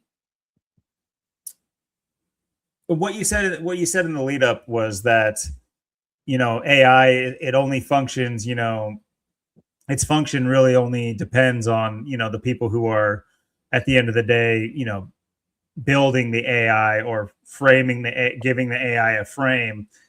But there's so much. I think it's a foregone conclusion that Terminator and Idiocracy and all these eventualities will be playing out. They will be happening. Oh, yeah. And what that entails basically is a break point where humanity says, it's not perfect. It still needs human input, but it needs so little amount of inputs because, look about automation nowadays. Like, I've seen these setups where these startup businesses, they're like war room. They're like where they do all their work is literally just phones pinned up. Like, I'm talking like 50 phones, smartphones all at once, whether it's trading or updating through certain things or like making whatever it can do. They're all running off of an AI algorithm that and to your point, they program the AI algorithm. But here's the thing. It's a never ending cycle. It's eventually you're going to say, well, why don't I have an AI do what I do to program the AI? And I'll just train an AI to program the AI like I'm programming it. And it's, eventually the differences that the AI do that the programmer would do is going to be so minuscule. And by the way, I'm speaking about in the private sector. So like actual people and their experiences with AI. Our overlords, I'm sure they know where it's going, and I'm sure they already deal with it. The supreme AI, if you will, the overlord. But I'm saying like in the private sector and how they're gonna, because all these things have to be done through us. Like you said, we're the billions. We're the ones that have to trick ourselves into holding ourselves down according to what they want us to do. And it's a lot easier to convince somebody that that it's their idea than to convince them of your idea. And so you'll have these breakpoints where eventually AI, algorithms will be so good that they're practically not necessary to have a human programmer. And so then what's necessary? That's idiocracy. That's idiocracy in a nutshell. A lot of people don't see idiocracy for what it is. That is an AI technocracy in idiocracy. They use little jokes to show it, but everything is ran by AI. They don't even have real. There's nothing coming to fix anything. People live on houses of trash, like built on top of trash, because it's a run on what we would do as a society without the order and structure that they provide. But it's also showing what humanity looks like in 50 years when we finally reach that breaking point where we say, okay, what we got with this is good enough. We're going to let this thing take over just about everything because it can do just about everything because we program just about everything. And it even, can understand how to do some stuff on the fly. So let's just take a back seat and let's retire from being anything in this world. Let's, take a back seat. And what a crazy concept, huh? To think that this like what is kind of magical and fantastical, these like electronic circuitry and sparks able to, illuminate screens and make all these things happen. It really is magical. It is a magical thing. We don't have to look at it as just evil. There is something crazy about it that is practically unexplainable to, and 99% of the world can't sit here and tell me they know how this shit works. There's no fucking way. But humanity will be willing to give up our spot. Like, how fucking stupid is that? Like, we have a prime seat, in whatever, however big the universe is or whatever. I have my own beliefs. I'm just saying, no matter how big or how small, look at what we have, this humongous fucking earth or plane or however much we have of it. I'm not getting into the semantics. I'm saying how much we do know about. It's basically ours. And we're going to give that shit up. We're fucking retarded. Absolutely retarded. And this is the same thing with the internet too. And like you brought up great points, because you look at, I'm born just before the internet really comes out. It comes out 4 months later. Look at where it is today. I mean, it took off. People in 95 were like, "Oh, the internet, man! Look at this scam. Look at these people thinking it's going to take over the world. And it's going to be all that, and it's going to make people billionaires." And look at these people over here believing this internet thing. And it's like, you look at then to now, like my whole lifetime, what this has been, how fast this has happened. That is just, like you said, magical and just unreal. I mean, and it's no different than the AI. The internet is the same thing. The AI is only as good as the people that are programming it, the people in who's programming what they're programming for. It's the same thing with the internet.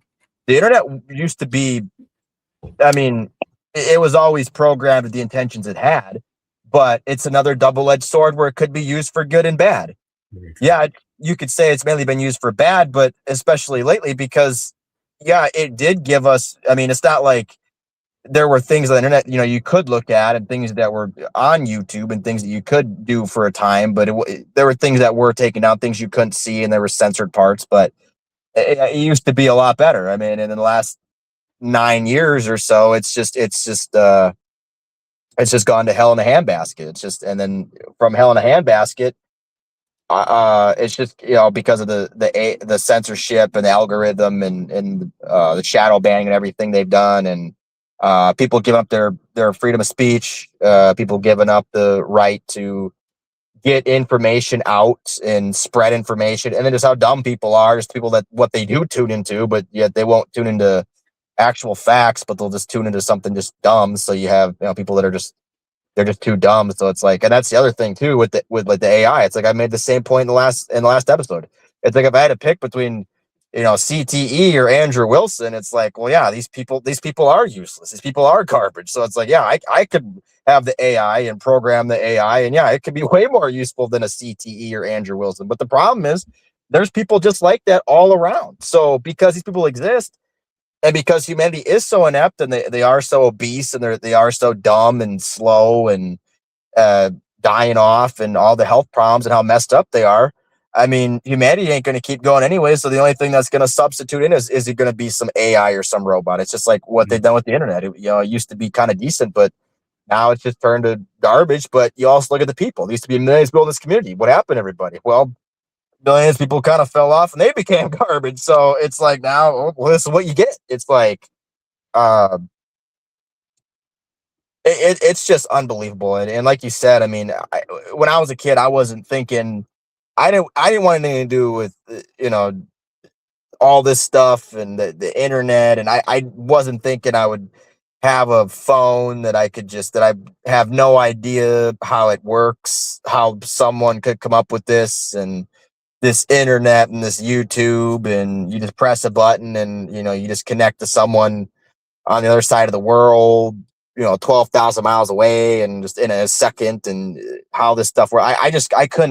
I didn't envision this stuff when I was a kid, where technology was and how this stuff was. But Uh, I it wasn't in my programming, and I just wasn't aware that, and then how quickly it was going to come over and take over, and how this was all going to go. But you know, you look back at it now, it's just like, well, you see, you know, where humanity had its time and its chances to either stop this or, you know, do better with it. But uh, that's just the thing with all of this. It's as fast as the internet went. You got to look at like AI, like 4 years ago, 4 years ago. You know, I just left Wyoming. I was coming back to Washington. Like nobody was really talking about AI. Like you didn't even like you put something and you Google search it. There wasn't even like AI yet. Like 4 years ago, it was like still in the early phases. Like people say it's still in its early phases, but it's to the point where it is pretty much. It's going to go a lot faster than the internet did. The internet, I mean, the internet went fast. The internet went really fast. I mean, you look at like 95 to 2005, you had YouTube, but that was pretty big. I mean, I don't know when I got it. I think maybe I started looking at YouTube probably about like 2007 when I was 12, because I maybe I did look at it in like 2005, 2006, but it was so brand new. It was just like, oh wow, you can do this now on the internet. I mean, it was still. I mean, that's when the internet kind of started to take off around that point. Like 2002 was still, it's like pretty early. Around like 2005, it kind of started to be more modernized, or technology was starting to take off. But like AI, I mean, AI just kind of started popping up like 3 years ago, and it started to kind of, you know, it was still in its early phases 3 years ago. 2 years ago, it got a little better last year. And then this year, it's really taken off. But 4 years from now, it's going to be so much further ahead 4 years ago. And that's what this whole race is about. It's this race to AI. I mean, people that are using it to either make money or using it for good or things that are productive for the time being. And then you have people that are just using it for dumb things. You got people using it for all kind of things. So it's just, that's where humanity is. But you also have to look at who is behind all this and who's running it and who's helping all this happen. And you have to look at how fast it's happening and the urgency of it all, the AI race, and then the next 4 years. I mean, because all I know is this: if we're still here in another 31 years, and I double my age, that world 31 years from now, and I'm 62, I can't even fathom 1% of that. What that will be like, where I'll be, what I would even look like, what we'd have to live through if we do make it and double our life, if we do have a chance to do that. Or I mean, I can't even fathom 1% of that when I look at the last 31 years, how fast this happened and took over, and how quickly things have changed. Because it's going to be a million times. It's going to be a billion times. I mean, you can't even fathom what's coming. I mean, this whole year, I mean, I think something could get ready to pop off here in May, to be honest with you. But uh, we are at that point where, you know, there is very limited time, I think, for a lot of things. And, you know, you just look at, even like, I know King did that post too on the Spirit Airlines too. I mean, that was by the numbers, but that's also telling you, that's, you know, you can see that's them slowly stripping away your traveling too. I mean, locking people down, digital ID, AI. I mean, there's gonna be a lot of things that are synced up. I mean, yeah, there's gonna be people that are combating this, but you have to look at where the majority of people are. The majority of people still either are way too far behind, they're never gonna get it, they're never gonna catch up, or they've just become crappy people themselves. But whether for whatever reason that's been, uh,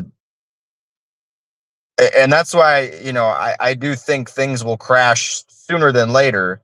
Whether it happens in the next 4 years, I'm sure it's probably most likely going to happen in the next 14 years. But like I said, I can't fathom that at all, even that far. I mean, the next 4 years is unfathomable to me. But like I said, it all comes back to, it's just all on humanity. Like we've allowed all of this to happen. We've allowed all this, and for whatever reason, only the small amount of us have been able to either see this or care about it or want to do anything about it, while the average person just never really stood a chance. And whether they were just dealt a crappy hand, but they just most people have not been able to overcome, and most of them can't even fight through out of a wet paper bag at this point.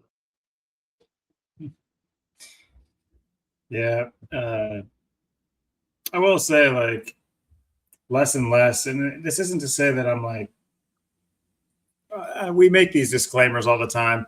We're here because we have a positive outlook on the future. It might be slim. It might be getting slimmer by the day, the chances of it coming to fruition, but that doesn't mean it doesn't mean there's not a point to it. It doesn't mean that there's not a reason to continue on. First of all, there's selfish reasons to continue on. And I say selfish on purpose. I think selfish is a co-opted word. I think selfish has been made a villainous word when in reality, it's probably in everyone's best benefit to be a certain amount of selfish at certain times. But anyway,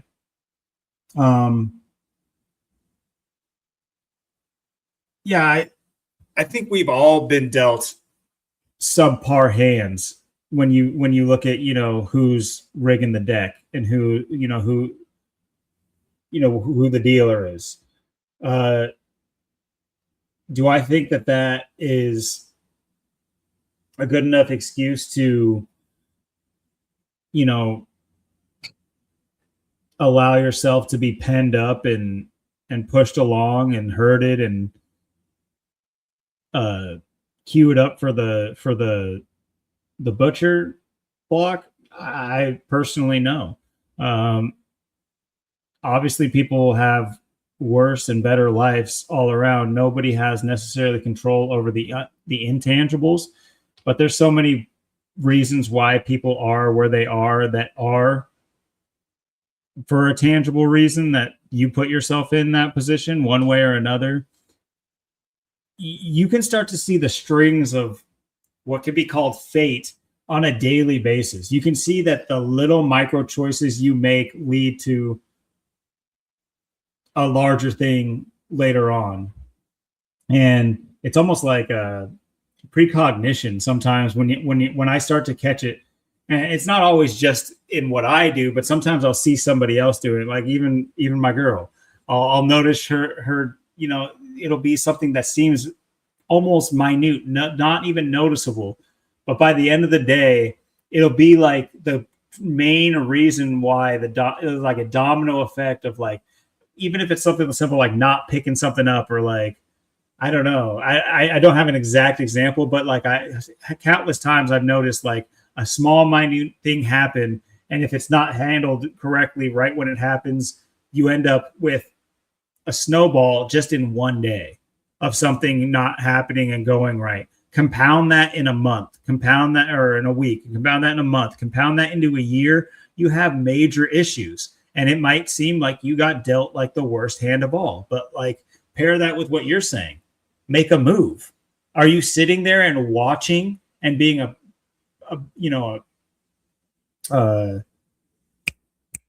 you just watching it happen? Are you being, I can't think of the word, but are you just watching it all happen?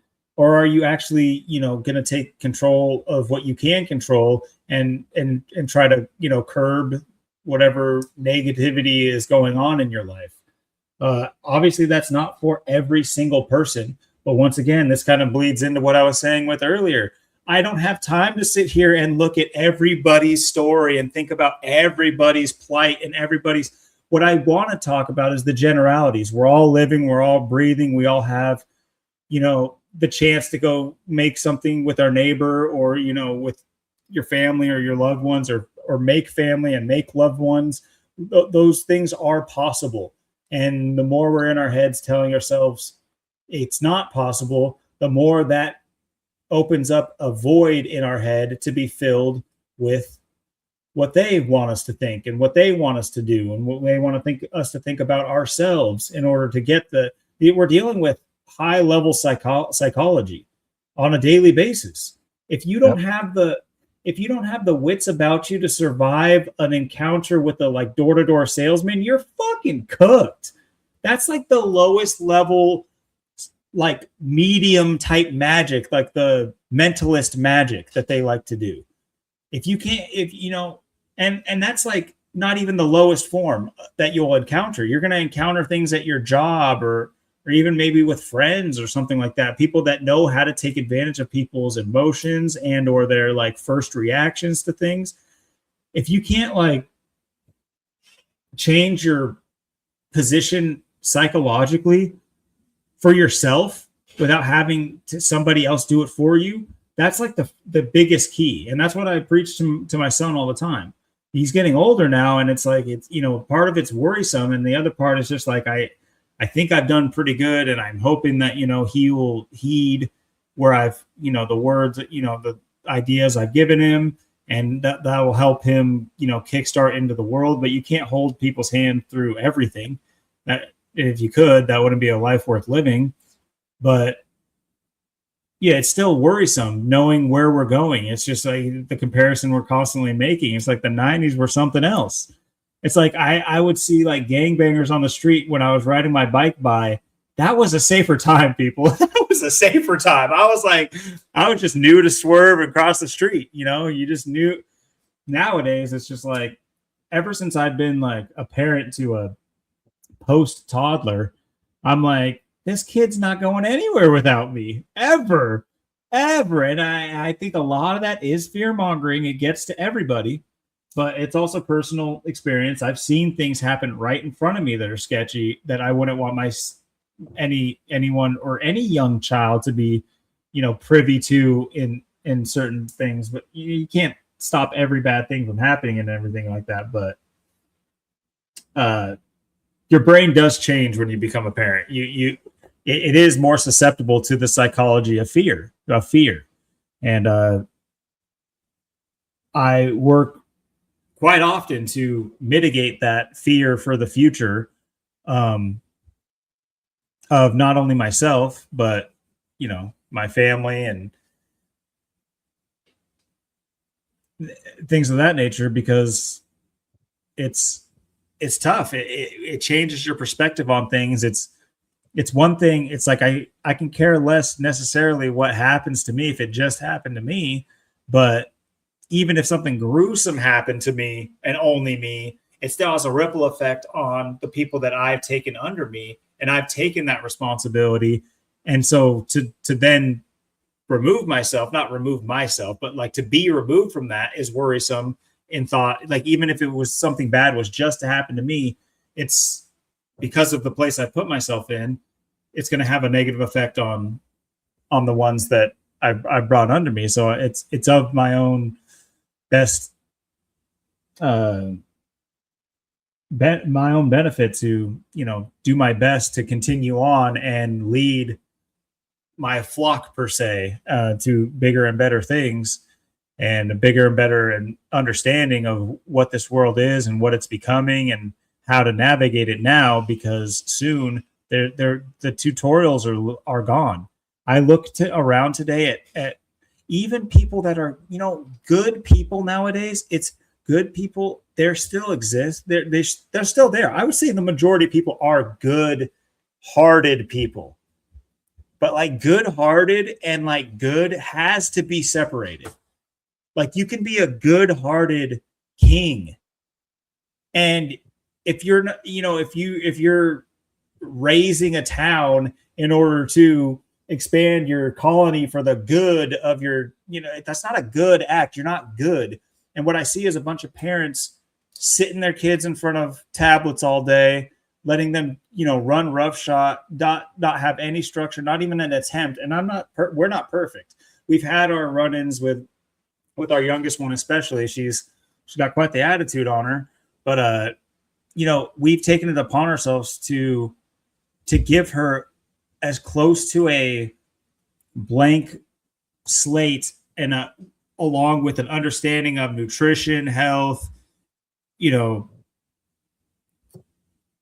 personal responsibility, all those types of things, the key morals. We've made a, you know, concerted effort to put, you know, to push that down the chute towards our younger generation. And that's just not taking place 90+% of every other parent out there. It's really hard to watch what people would consider good people. You know, these people are going to get eulogies like they were a saint, but they raised a little devil. You know what I mean? It's crazy that you can't just be nice. It's really fucked up, but you cannot just be nice.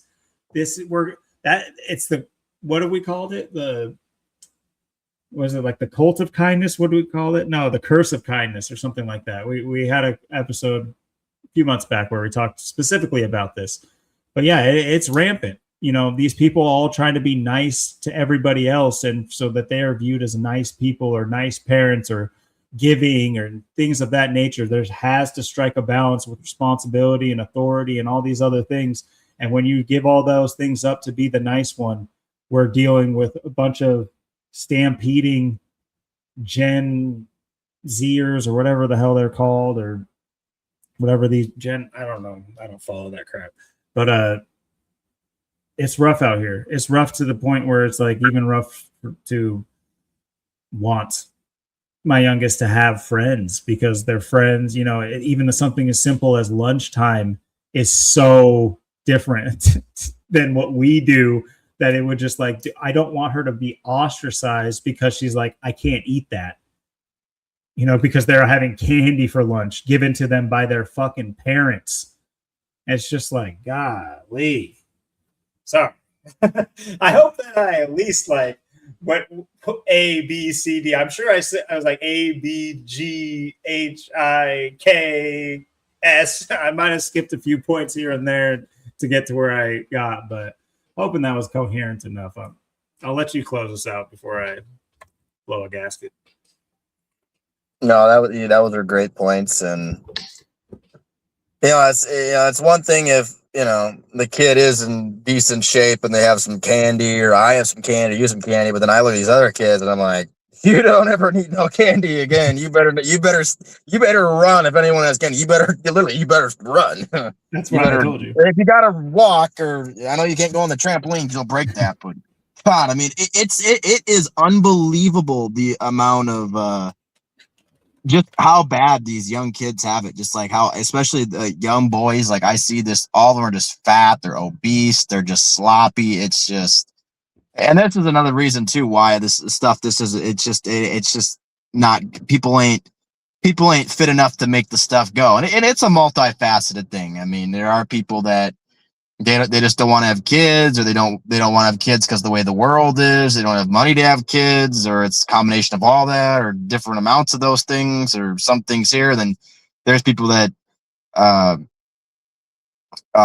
they're just dying off. They can't take care of themselves. People are just in awful shape themselves. They're obese, or they're dumb, or they have other problems. And then these kids, they got a bunch of problems, and then they're brought into this world that's crumbling, and they really can't do anything about it. And their parents aren't there; they're not helping, and they're already obese and can't read, can't write, can't do nothing. So it's like, yeah, you're gonna need, if society, if the world is, if anything's gonna even happen, you need robots or AI or something, because humanity is already failed its mission. It's already abort mission, because there's just so few people that are gonna be able to do anything. It's just and that's just how it is everywhere. And there's a lot of people too that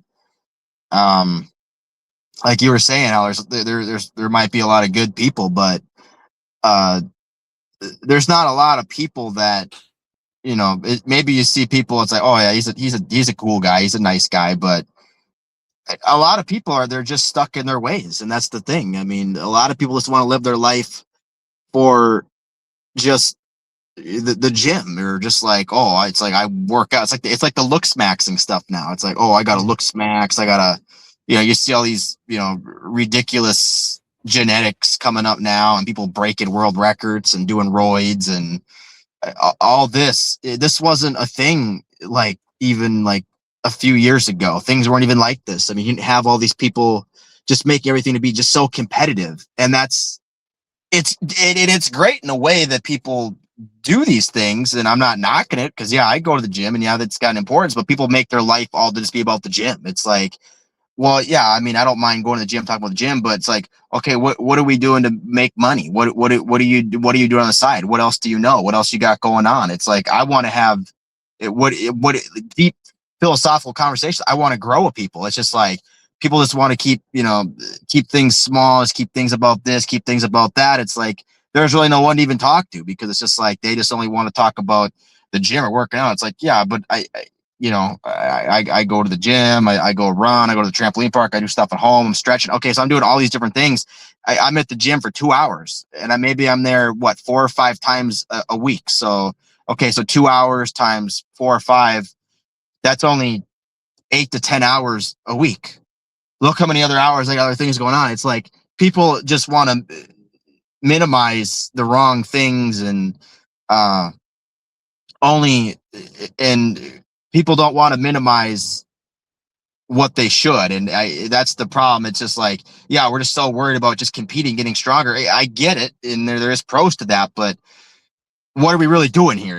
Like, how are we really working together? Like, that's the thing. It's like everything you try and talk to someone, it's like, oh, I don't got time, or I'm not into that, or I mean, I'm into this. It's just like everyone's just, you can't really work with anybody, and the people you can work with, there's no saying or guarantees that whatever you're doing is going to work with the systems and the way the world's going anyways, because at the end of the day, yeah, you can jump from one thing to the next. You can learn new things. Yeah, absolutely. You can make moves. You can travel. You can move from here to there. You can do different jobs. You can careers and businesses, whatever. But at the end of the day, none of that's going to make a difference because unless you were if you got money and resources to get the word out and fight the agenda, uh, I mean, I understand, just living your life too. And at this point, I get it. If you got money, you probably just want to enjoy your life. And I mean, if I had millions, billions, it's probably just to the point where,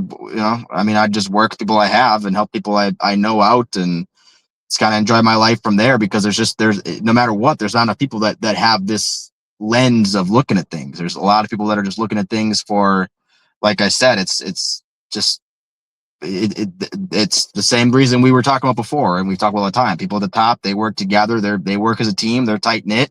All of us, we're just worried about competing. We're worried about looks maxing. We're worried about chasing money. We're worried about this. We're worried about that. When I'm worried, and just like, oh, I'm worried about the government and taxes, and what about this? It's like you can't be like in 2026 on my side of my team. It's like, and you're worried about the government or taxes or people come after you. They're going to come after us no matter what. I mean, whatever we do, whatever they do next, we're not going to comply, and they're going to come after us with that anyways. If we, and then we're going to get weeded out of society, and then we're going to get killed, or we're going to go homeless, or we're going to go to prison, or whatever they plan to do with us if they get us, or whatever happens. I mean, that's where it's going anyways. It's just, you got people look at, oh, I got to lose. You have nothing to lose. None of us have anything to lose because at this point we're at the end game. We're already where we are. That's why I always say I just wish people had the mindset to move with urgency and at least, like I said, make a move instead of not make any move. I mean, that's the way I look at it. Like, yeah, you could make the wrong move. Yeah, you could go backwards, but at least you made a move. At least you tried. You did something. Most people, they just, oh, what about taxes and the government, and what about what they did here or what they said there? It's like, I don't care if someone's going to come take me to court and arrest me and put me in prison and I'm going to lose everything. It is what it is. That was coming anyways. This whole thing was coming down anyways. This was going to happen sooner or later. So it's like, this could all go down today. It could all go down a year from now, 5 years from now, 10 years from now. It's like, either way, it's like people just, it's just like, I wish people lived kind of like they had more of like a God mindset. They live like a God and a goddess. And that's kind of how they look at themselves, like a God or a goddess, like they knew and believed that they were more powerful, because everybody is, but it's just like they just want to minimize their power to certain things. They don't really want to use their mind and work with other people and like create gods and more goddesses. Like, that's the way. Like, especially if you're in this community, that's like what I feel when I walk around. I just see everyone else. Like, I do feel like a god, or people that are in this community are like goddesses, because it's like that's really what we are. I mean, and if people had that mindset that they maximized their potential and they maximized what they could be and how they actually work with people and do things, and the power of coming together and fighting and working against a system, I mean, we wouldn't be where we are today. But it just is what it is. And like I said last week, I do feel like we got about 4 years left and for humanity, but yeah, every day it does get more bleak. Yeah, absolutely. And I'll let you have the final piece there, but yeah, you got me thinking about, you know, if if the powers that be are going to bear down on us militarily or in any other ultra fascist way, dictatorship type way. You're talking about the gym rats and things of that nature, and it kind of made me think about like the old military powers like Spartans and stuff, or at least what we're shown of what Sparta used to be like or whatever. I hold everything in that history with a grain of salt. I'm just saying, like, there weren't allowed to be a weak, not like if you're not.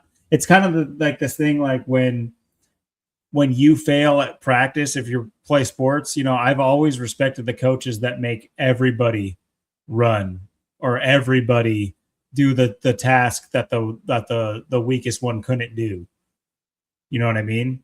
It feels like a punishment until you're like, everybody get out there and run. If he can't do it and you guys can't pull him up, you all do it with him until he can.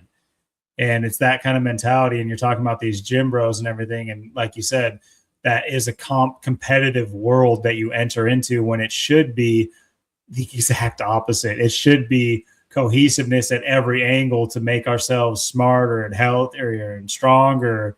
But no, it's and of course they're going to show you the ugliest parts in the media and things of that nature. But gym, the lore of the gym has become riddled with negativity and ultra competition and vanity over what should be the main goals of doing something healthy for your body and maintenance and things of that nature. It becomes this competitiveness that you're talking about, and that's just one facet of life, and we all see it everywhere else. The workplace is another competitive stage that people rarely come together with.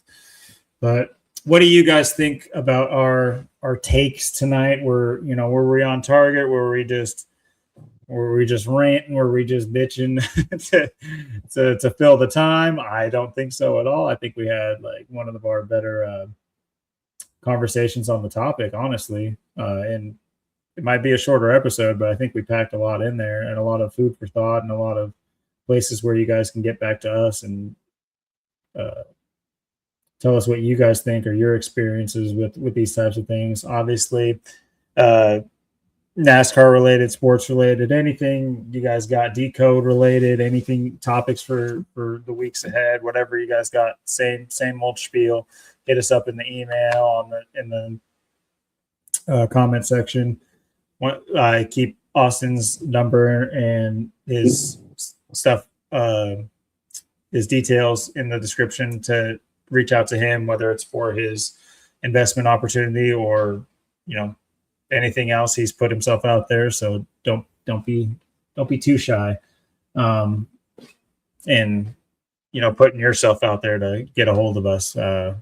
We kind of function off of that. That's kind of our purpose, as we've stated countless times at this point. But we appreciate you guys rocking with us. Hopefully you made it to here to get all that, what I consider pretty good insight. Maybe not insight, but anecdotal. I was gonna say evidence, but that's just like a automatic thing. But like our perspective, our anecdotal perspective on the topics we discussed tonight, and we look forward to hearing from you guys about it as well.